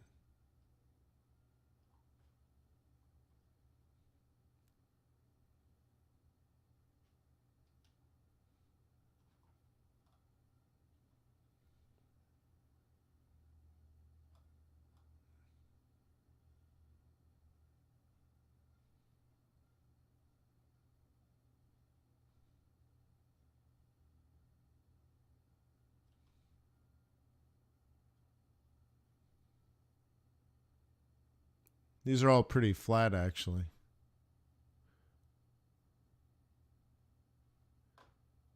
Okay. The UK, Germany, France, UK, Spain, broad Europe. All fairly flat, actually.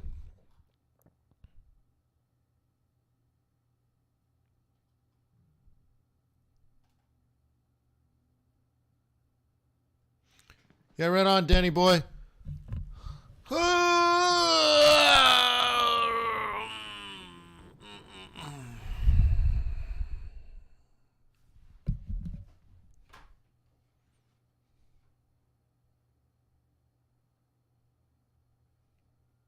Let's look at Bitcoin.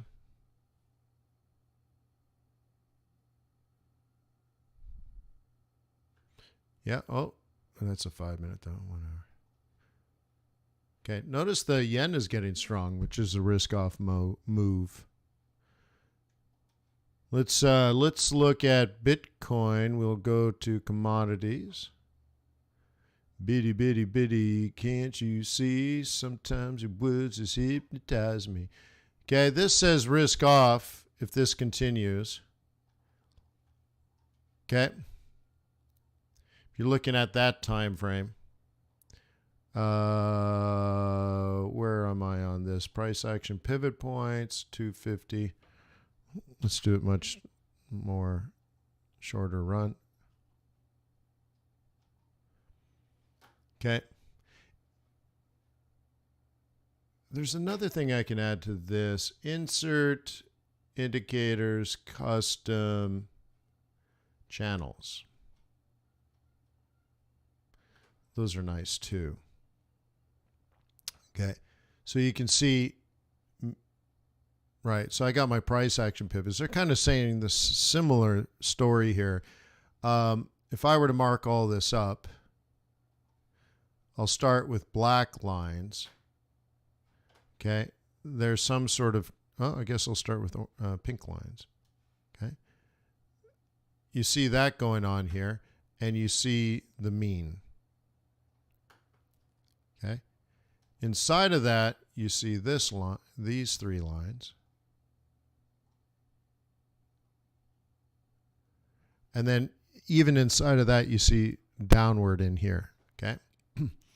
Now, on top of that, you could argue the lines in the future could look like that. And then you'd take a parallel and extrapolate. Okay. And so now you have to really think forward, because you're trying to thread this needle where this coming down is risk off mode. Okay. Working its way down. Hasn't happened yet, but that's the whole point. Okay. And it all starts with a double top. Okay. And then what? Lower high. Okay. And in that scenario, Bitcoin comes down, but so does euro dollar. And probably euro yen. I'm just as an example of how to look for what you think is going to happen, not what happened 25 minutes ago.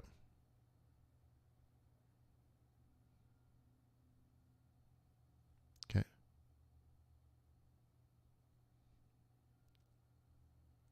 So this currently, if something like that happens, so now we're just focused on this in the moment.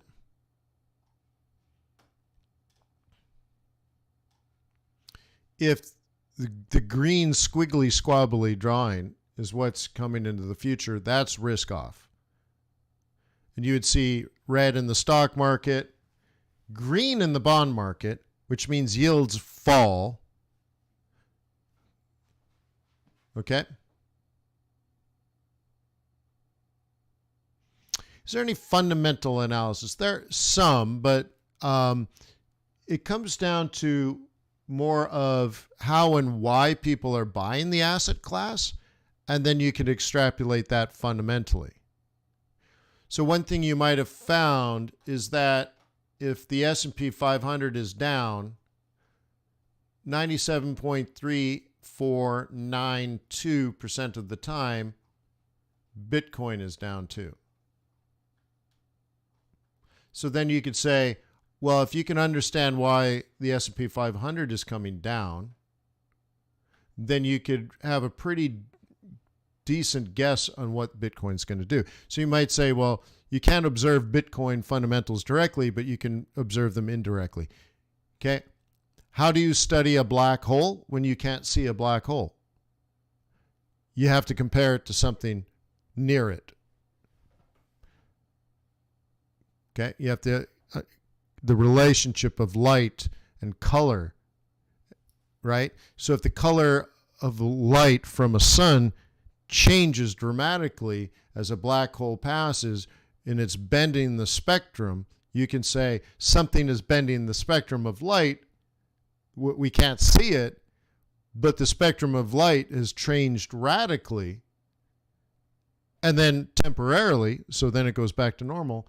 You're like, well, either the sun exploded, but it returned back to normal, so that's not likely, or a black hole has passed by and we saw the effect that it had on bending light, thus changing its color. And you're like, okay, we didn't see the black hole, but we observed the effect of the black hole, right? So if you can't, let's say you could argue, let's say you argue, you can't do fundamental analysis on Bitcoin. Okay, fine, I'll go with that. But you can do it on something it's highly correlated to. Wash away the wane, black hole sun.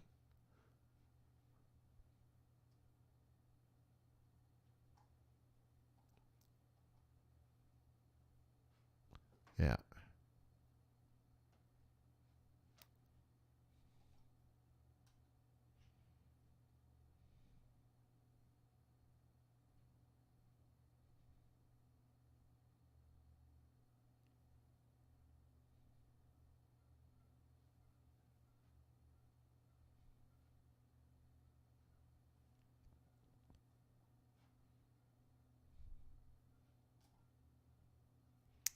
Okay. So again, how about this? You say, oh, lower high on Bitcoin today, followed by, okay, a break of a trap on Bitcoin today. Maybe the stock market is going to come down.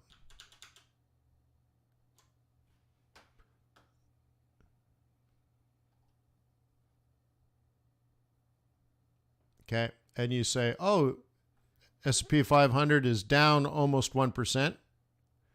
Dow Jones, the Dow is down almost 0.5%. NASDAQ is down 1.29. Okay. Why?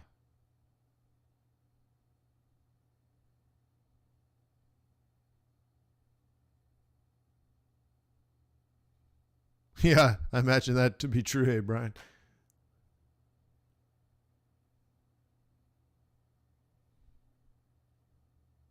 Yeah, only saw Nirvana once.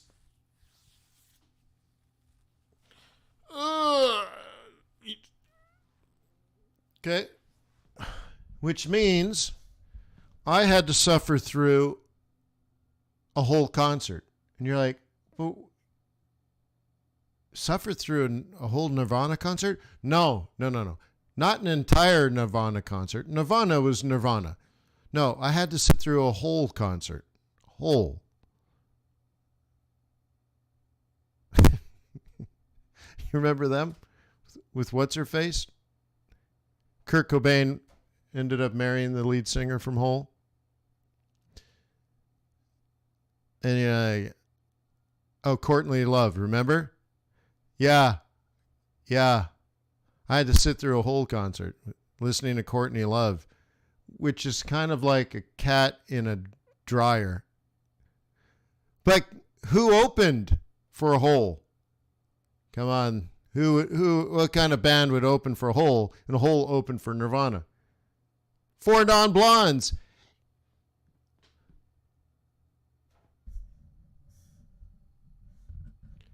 Wake up in the morning and I go outside. Take a deep breath and I get real high. Don't worry, be happy.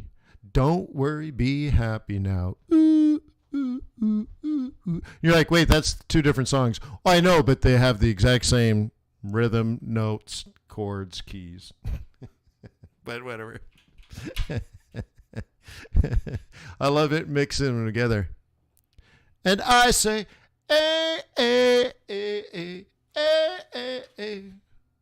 don't worry, be happy. Like, yeah, you got to mix them together, right? Yeah.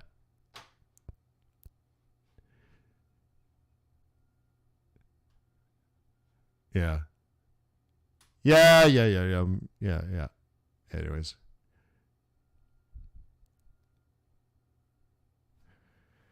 Hey, Bobby, I think we need to do a video. Your song's gone viral. I'll only do it if Chevy is there. You're like, what the hell's Chevy Chase doing in the video? It's just, anyways, it's weird. But yeah, it's the same song. That's what I'm saying, though, Brian. It's the same stupid song. But anyways, so we got 2 hits. So anyways, let me ask you, is NASDAQ coming down because Bitcoin is falling? Or is Bitcoin falling because NASDAQ's coming down? Yeah, no, that works, though, Dan. That works. Or a Shaquille O'Neal rap. Shaquille O'Neal did a, he rapped for a while. Yeah. So anyways, that's what correlation is about. And we were talking about this last night in the Asian session, in the day trading group. Do you understand? I'm winking and hinting for everybody here to join us. We do discuss these things. So we talked about it yesterday. And one of the things I said, and I think Darko brought up the question, I'm like, well, hey, Darko,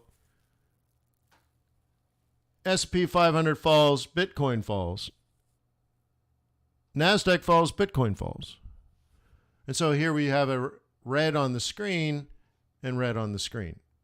Okay, lower high followed by a lower low. And, as long as NASI keeps coming down, so you want to pay attention, you might be in the business of selling lower highs is all I'm saying.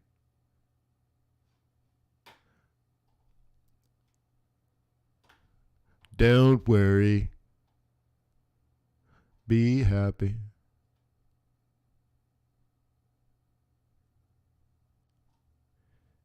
Huh?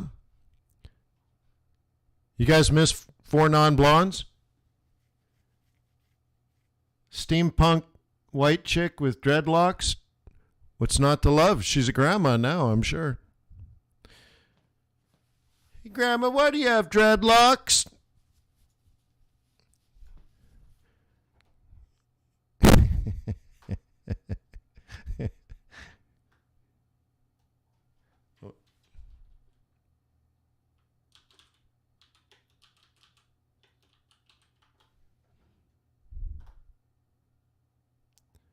If you don't know what I'm talking about.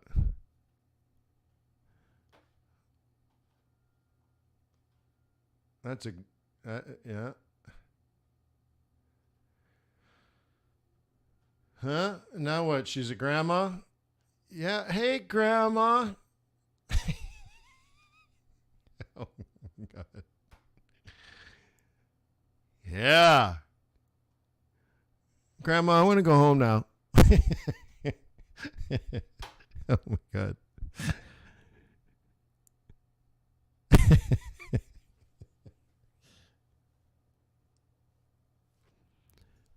That's when you use you use an app on your phone to hire a babysitter. Ding dong. Hey, I'm here for the babysitting gig. Oh, we changed your mind. Slam the door.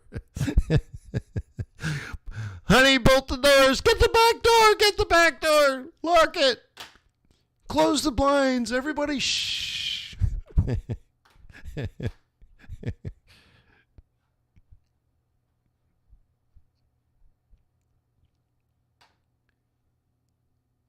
Everyone quiet. She'll go away. Just turn off the lights. Turn the sprinklers on. Turn the...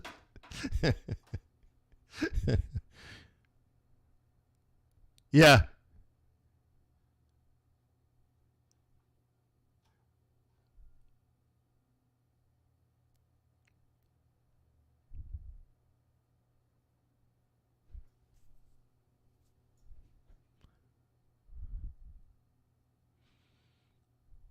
All right.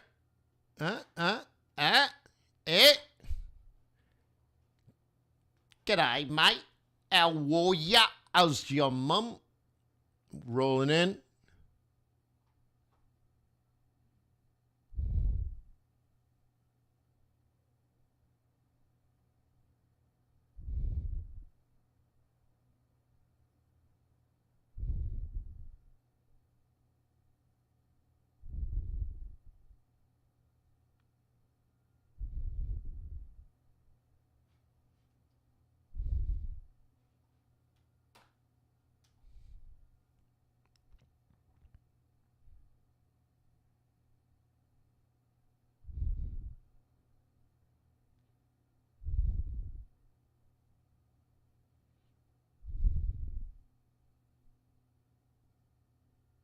Okay, what do you stink?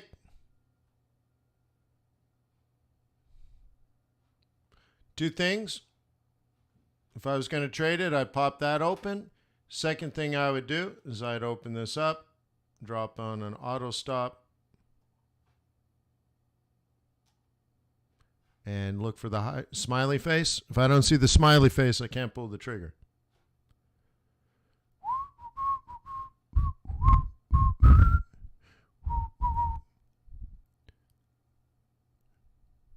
Smoked salmon again, Arve?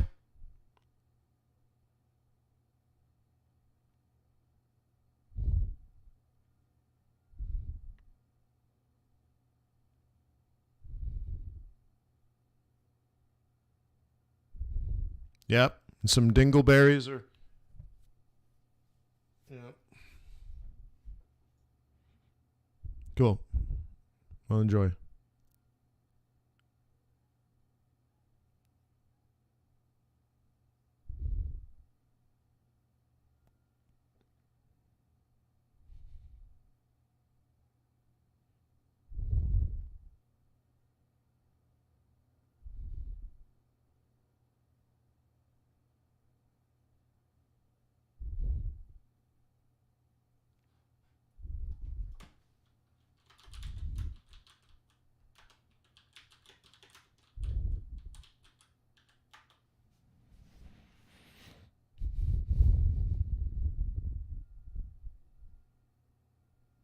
Yeah,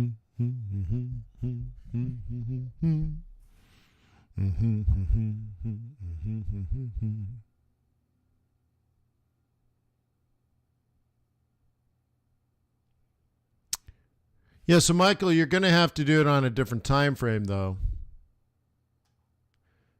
So, like on a 4 hour or daily. Okay, so you have to. This idea of I think it'll go up today is sort of meaningless. What are you using as support? Well, you could use this area here as support. You could use the moving average, either daily or 21. So you would have already bought it off that 21, although it's pretty flat. Maybe you add daily pivots. And you're a bull, so let me add my biased pivots. So you're in bullish mode. Okay, so we'll look at today. And, right, let me just change this and make it cleaner here. Bias pivots, plot future pivots. No. Okay. All right, so what was your day trading plan today? If you were a day trader, your plan, and by the way, you would have done this yesterday when you were up here. Okay, your plan for today was buy in the green zone and have it go up.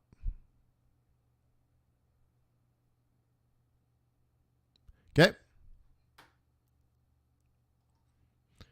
And that's that. So you're already done. Yeah, but you should, like, so the next thing is if you haven't already done it, then you got to wait for the break, the pullback, and then the long and gone. Okay. Often, though, when you're setting up a trade plan like this, and this is about trading, planning in advance. So way out here in the Asian session, you might have dropped, let's say you trade one lot, okay? You could have dropped a half lot here, limit order, half lot here, limit order. Okay? This drops, if one of these is hit and it puts in a half lot, then this auto stop puts a stop loss on it so that you're protected, but your stop would probably be down here. And then if it goes even further down, you get popped in. So let's say London does this. Boom. You get put in, but then because you've studied this and you have a fundamental reasoning behind what you're doing, it puts you in both lots. Well, in that second trade, that this would put a stop loss on that, and you'd be protected. And your plan would be up here. And the thing is, you did this in Asia, and you're like, well, but what about Canadian CPI? Like, dude, what are you talking about? Okay, so you did this hours ago, and you're done, and you've got your first trade executed, and your first stop initiated, and you're either a hero or a zero, but there's nothing left to do. We call that day trading, right? In particular, that's an Asia fade, okay? But nonetheless, the target today for y'all trading this, check it out, is the area I already have set for you as resistance. So your radical trade plan today, if I give it a click, okay, notice down here is a buy zone. You want to buy on or near the gray, up, high, right? So now you got a higher high. You want to set up a higher low. But where, Wayne? Well, how about in this green zone?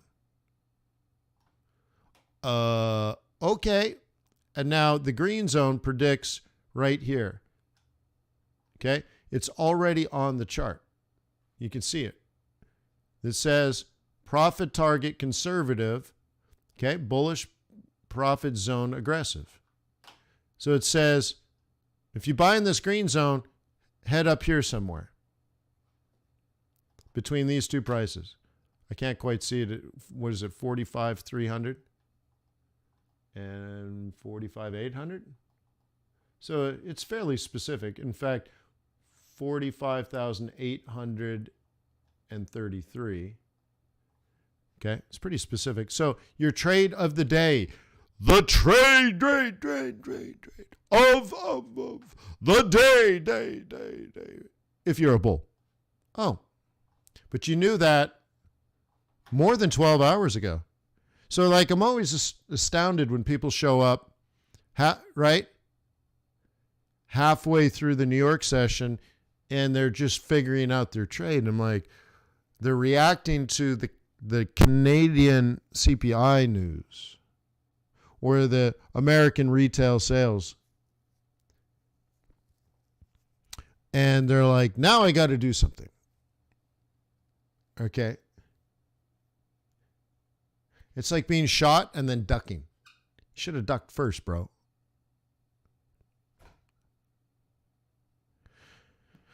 Okay, so that's that.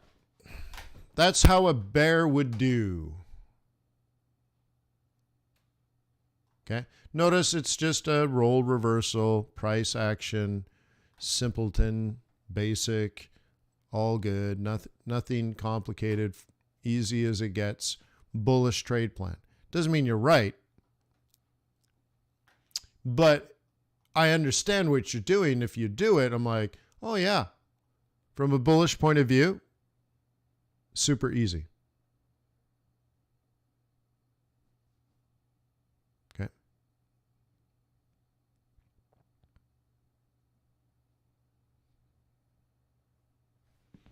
Okay.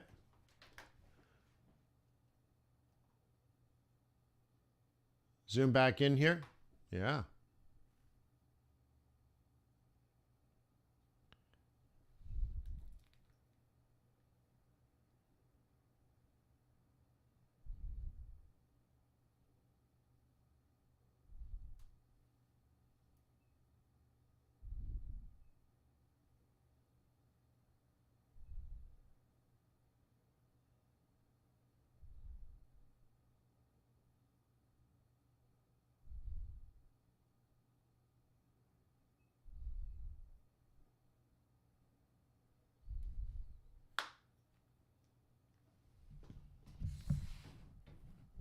Cool.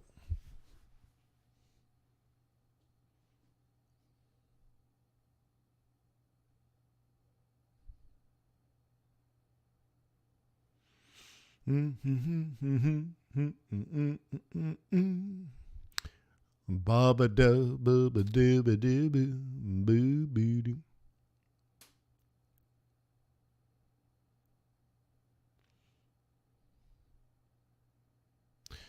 Okay. So inside this trap, and I taught you 2 weeks ago how to trap. Okay, that's sort of the moment of truth for the second trade. So we got it trapped.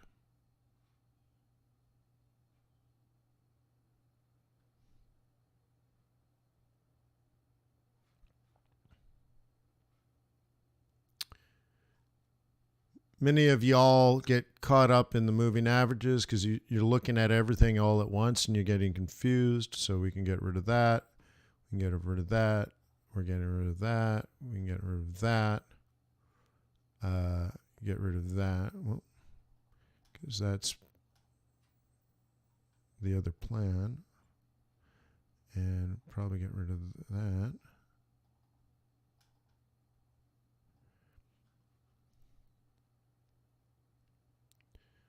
And I've already talked about the bullish point of view, so we don't need that.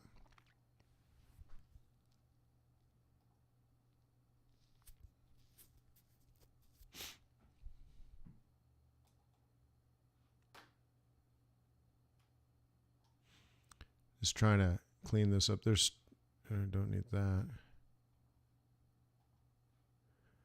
The other stuff doesn't bother me. I don't think it bothers you, right?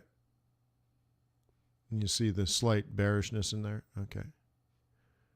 And now we can just, okay, there it is. So,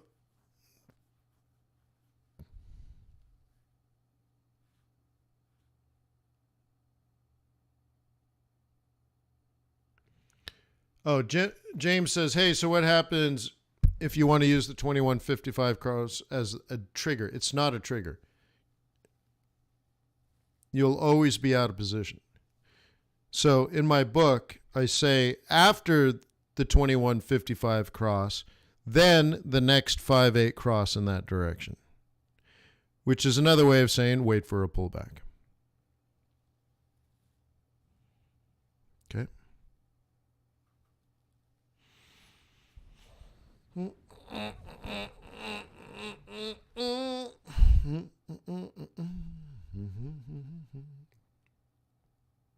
Okay.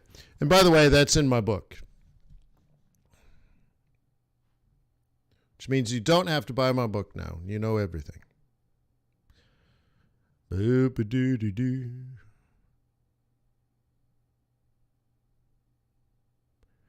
Do-do-do-do.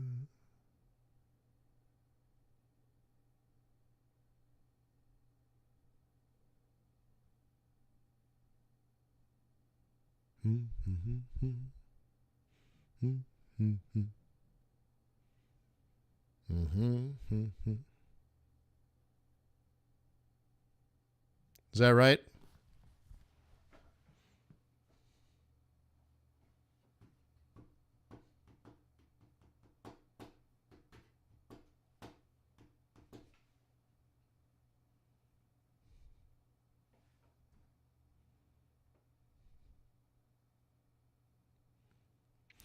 Okay. So again, your job here as a trader is to see both sides of the trade. I've already clearly articulated the bullish point of view and their setup.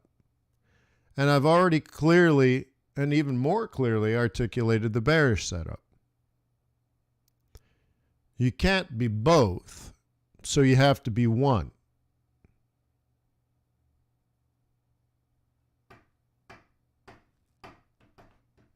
Which one? Doesn't even matter.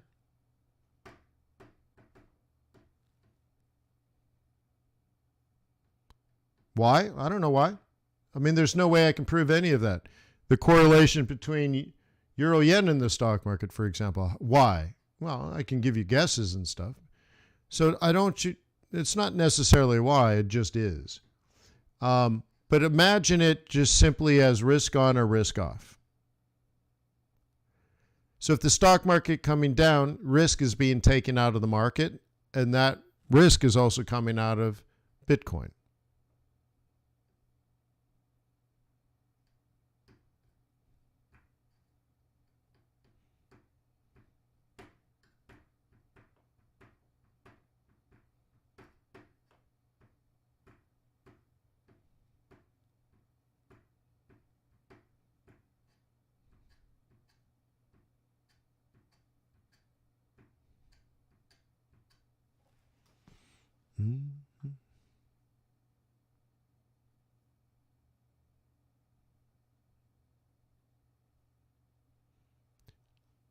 Right.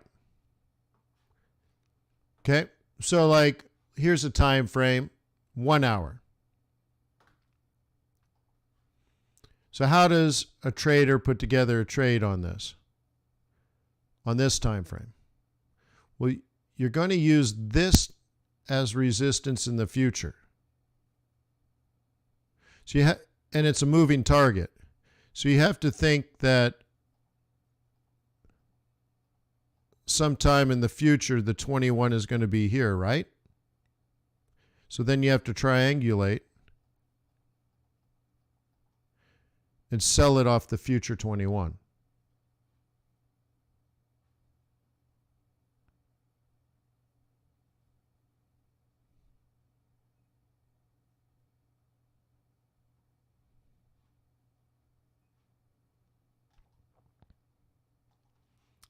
You can try to cheat a little bit. Okay. I have a 0 lag moving average.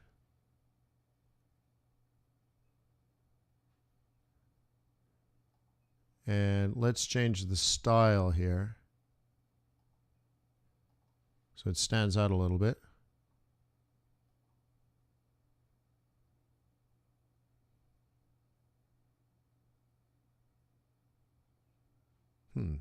That's weird. That doesn't seem right.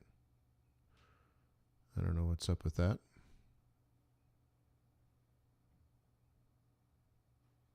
What did I do wrong?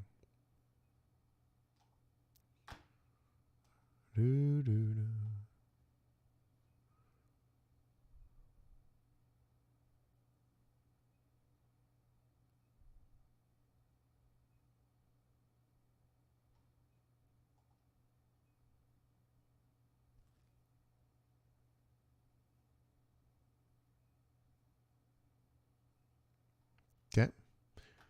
Michael says, hey, stock market's turning bullish. Okay. Cool. Well, then this would go up. Okay. But that's the thing. You have to have an opinion on whether you think it's up or down. You can't be trading both. Because then you'd be like, wait, the stock market's down. Sell Bitcoin. No, wait, stock market's up. Buy Bitcoin. You can't be efficient and effective chasing, right? So I'm not saying that's what you're doing, Michael. But what I'm saying is people can't do that. So you would have to have some sort of fundamental reason or some sort of understanding of what the general market's going to do. Is it risk on, risk off? Which one? Neither. Well, then don't trade. Okay? So if you think the stock market's going to be higher at the end of the day, then you want to buy this. I would argue you should have had that opinion yesterday, and you could have been here or the next one. Okay? But you can't look at this chart to tell you answers. Because by the time you get an answer, most of the profit's been made, and you'll be back up here, which was the top of the day, and you'll try to make a decision, should I buy it now? I'm like, dude, slow as molasses on a cold Georgia morning. You're embarrassing yourself if you trade that way. So you got to be one or the other. What's the right price? Well, like I showed you, a very simple analysis told you 15 hours ago when we were way up here that this was the buy zone. So you could have placed your order 15 hours ago. And you're like, yeah, this is going to go up on Wednesday. Oh, sweet. Cool. So you're in already. Right? You're probably in at that price. Cool. You're done. Good job. Last night, you did some analysis. You threw down a limit order. You protected it with the stop. And you got a good night's sleep. You wake up this morning, trade executed. Great. What are you going to do with the rest of the day? Far Cry 6? No, I'm already done. So, I'm not sure what I'm going to do. Maybe go to the museum? Bring your Vax card.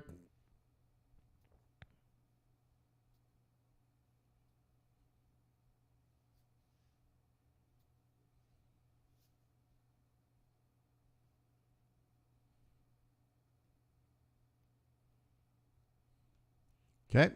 So obviously to trade that way, you have to be opinionated. Which means you need to do some research so that you have an educated opinion. You have a point of view. Cool.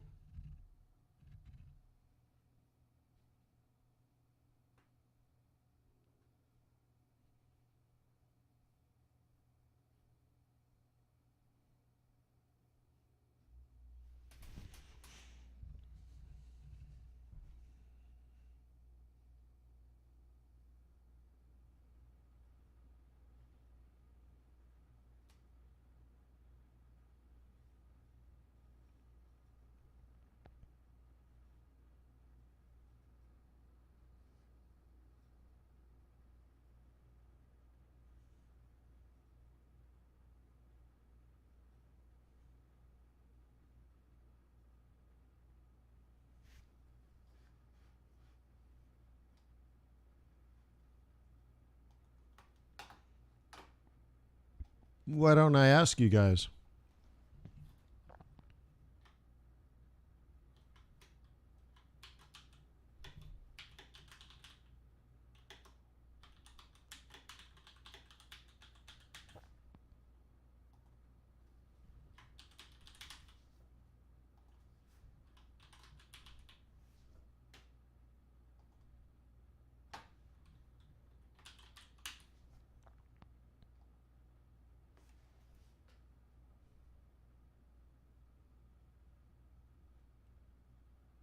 We meet in the pre-Asian session, early Asia open, 7 p.m. Eastern time. Oh, sorry, the swing trading group. Oh, thank you for catching that, Jim. Sorry, I'm really tired. Yes, 4 p.m. tomorrow.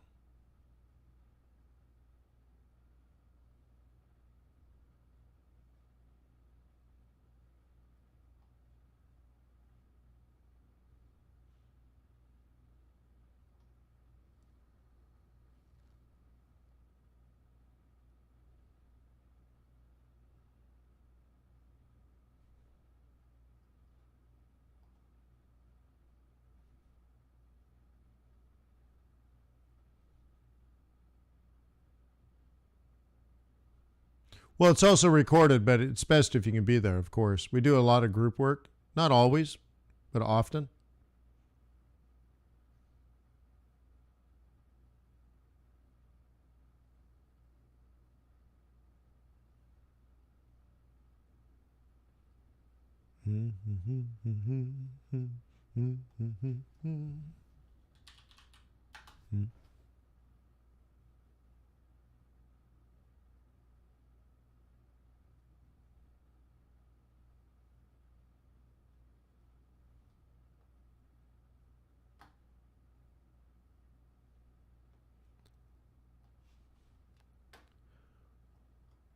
Oil up 2% today. Wow. Gold up still a half, so nothing happening on gold, but oil's rocking. Nasdaq still down 1.7.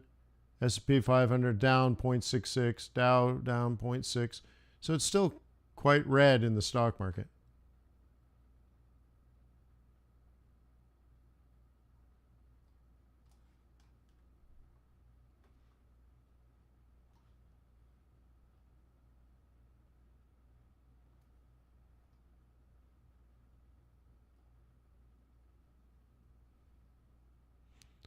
Only 21 votes.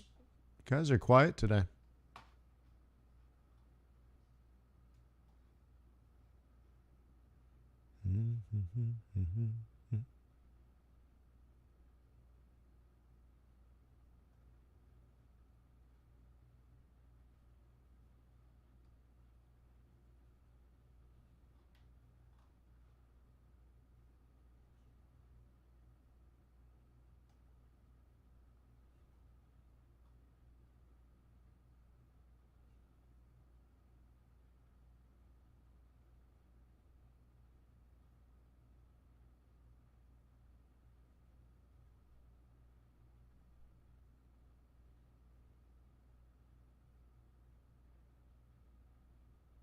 Everyone's looking at Kiwi CAD. Okay. Yeah.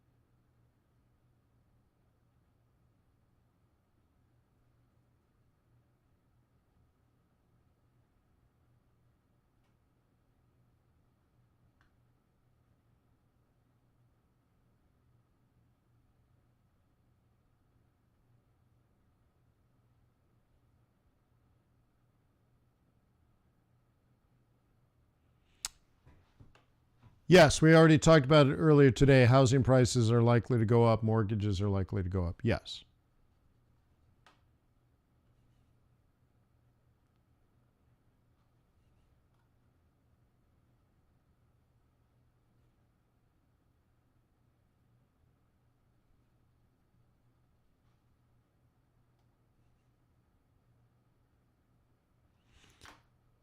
Yes, so I am short USD Mexican peso, as I explained earlier today.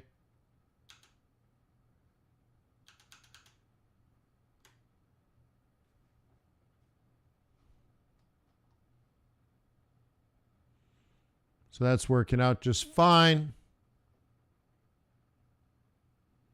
The interesting thing is that's hardcore risk on. Oh, I know.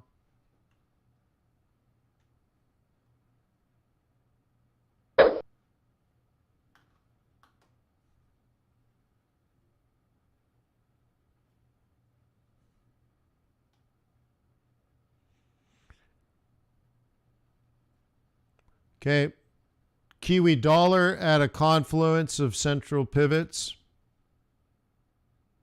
Euro dollar kicked off its weekly central, but is bounced on the monthly central, so it's between centrals. Pound dollar rallied a little bit, so it's a real mixed bag. And we saw that right at the start of the webinar, that it was likely to be very careful.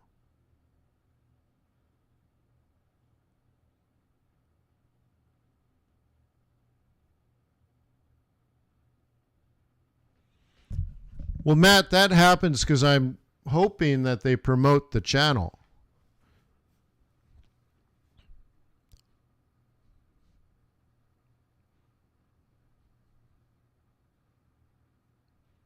I allow it because I want Google to make money to say, oh, made 38 cents today. I'm going to promote this channel. So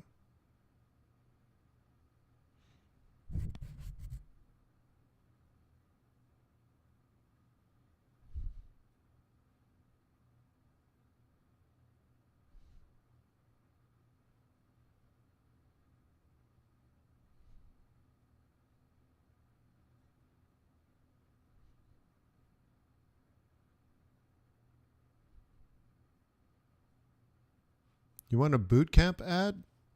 Interesting. It's an interesting idea.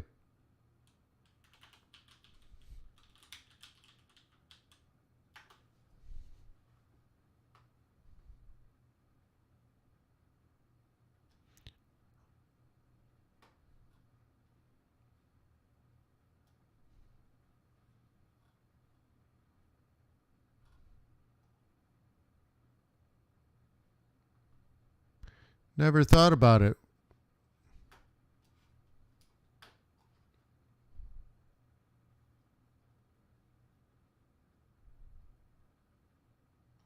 You mean something like this? Warning, trading Forex is a highly attractive objective, but there are great risks. Acquire strategies and tactics before you begin. Your first mission, should you choose to accept it, is to attend an upcoming online seminar. I've uploaded the details. Roger that. How to trade Forex with Fibonacci Studies, Thursday, June 10th at 8 p.m. Eastern. Got it. Registering now at fxbootcamp.com/TV. One final warning, Forex is risky and your trading account could self-destruct. You mean like that?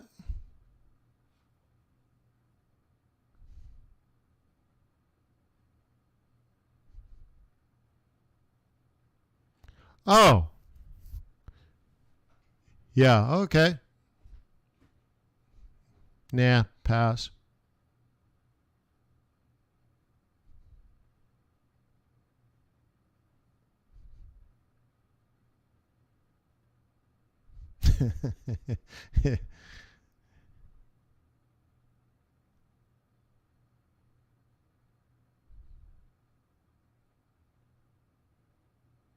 I don't know. I'm good hanging with you guys. I'm busy enough.